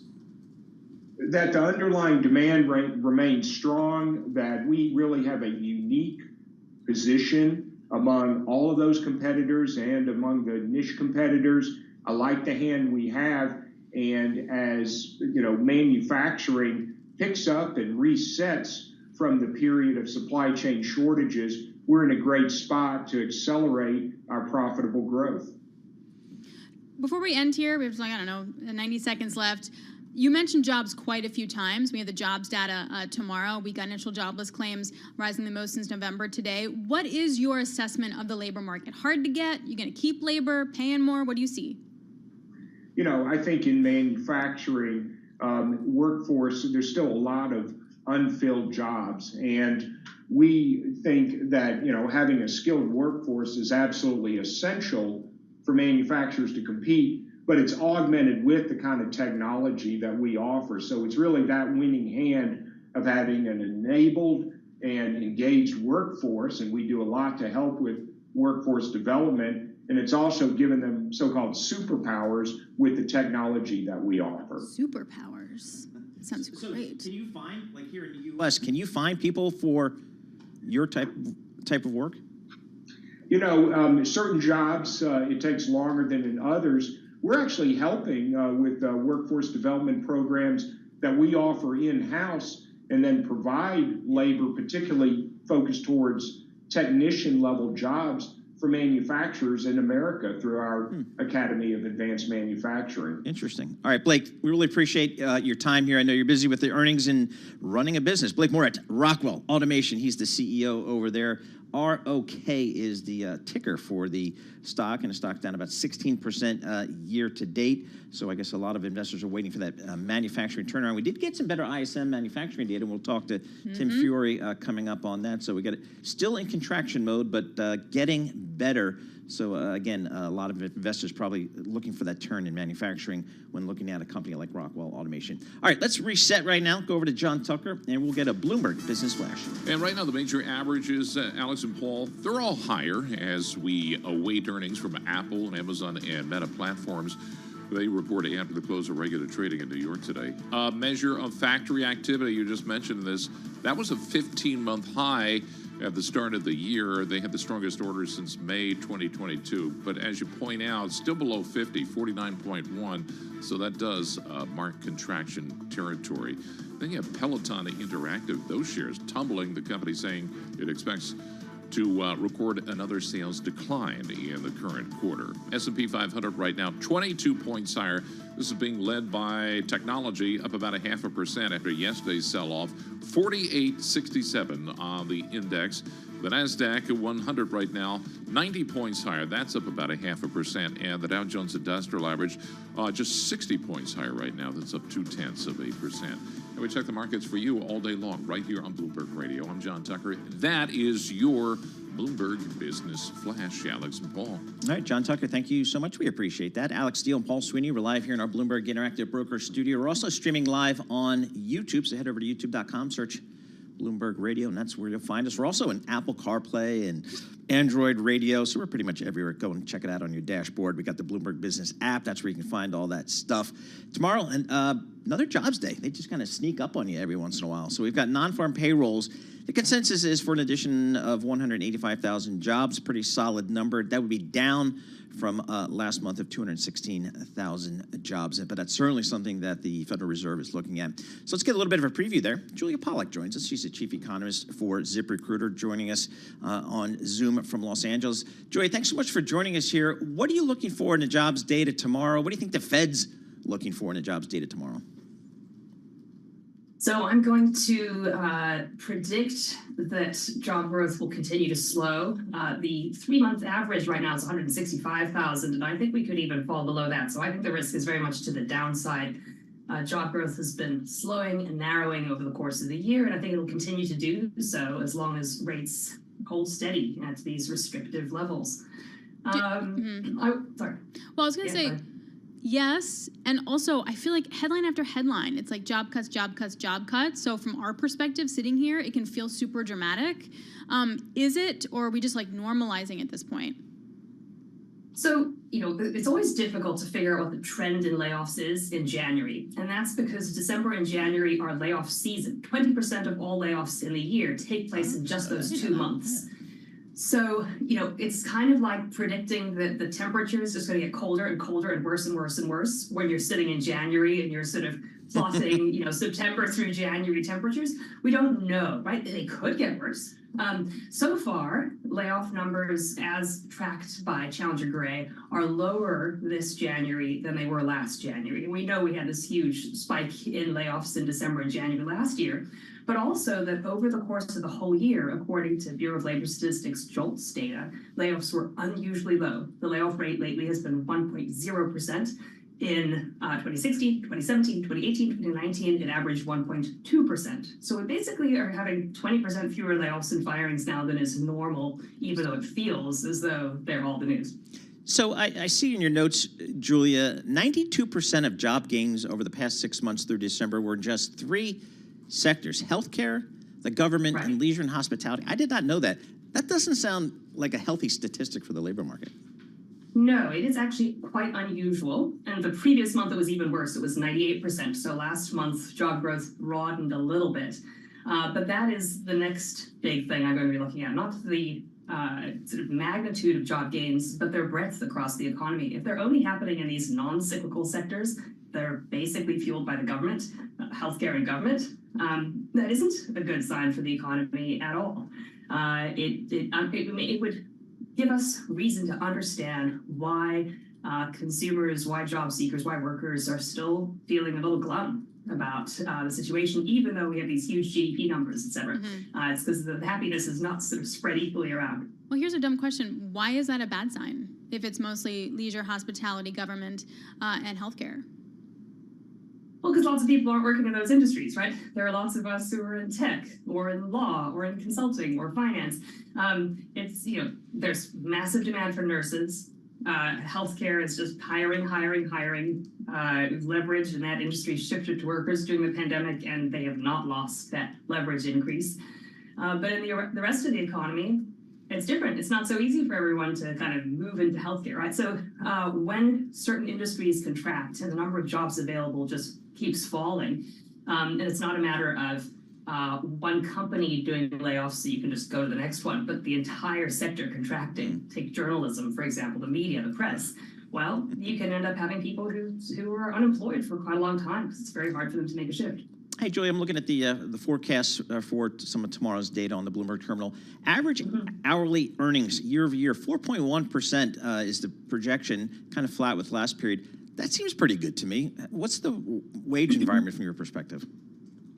That is pretty good, but most of the data does show a steady slowing in wage growth. We had ECI data yesterday that showed we've had 3 straight quarters of declines in wage growth. The annualized rate of wage growth for the quarter was just 3.7%, which is actually very close to what the Fed would expect is consistent with 2% inflation. So I think we could actually see a slightly lower number. But we'll see. And it's also, I think, important not just to fixate on these year-over-year numbers, right? Wage growth was very, very fast last year and the year before, in nominal terms, right? Inflation was higher for 25 months. So actually, if you're looking at real earnings, wages have some catching up to do to make up for the 9% inflation we saw. Are we seeing labor hoarding? Julia, you mentioned how, I know it's seasonal, but the amount of layoffs we normally see is below the norm. Are we seeing hoarding? So there are several anecdotes in the Fed Beige Book of companies saying, business activity we have more employees on hand than needed given current levels of business activity, but we're keeping them because we expect conditions to improve in the back half of the year. I think that's sort of code speak for we're expecting the Fed to cut rates and investment to boom again and people to buy houses and buy refrigerators and furniture. And so we're holding on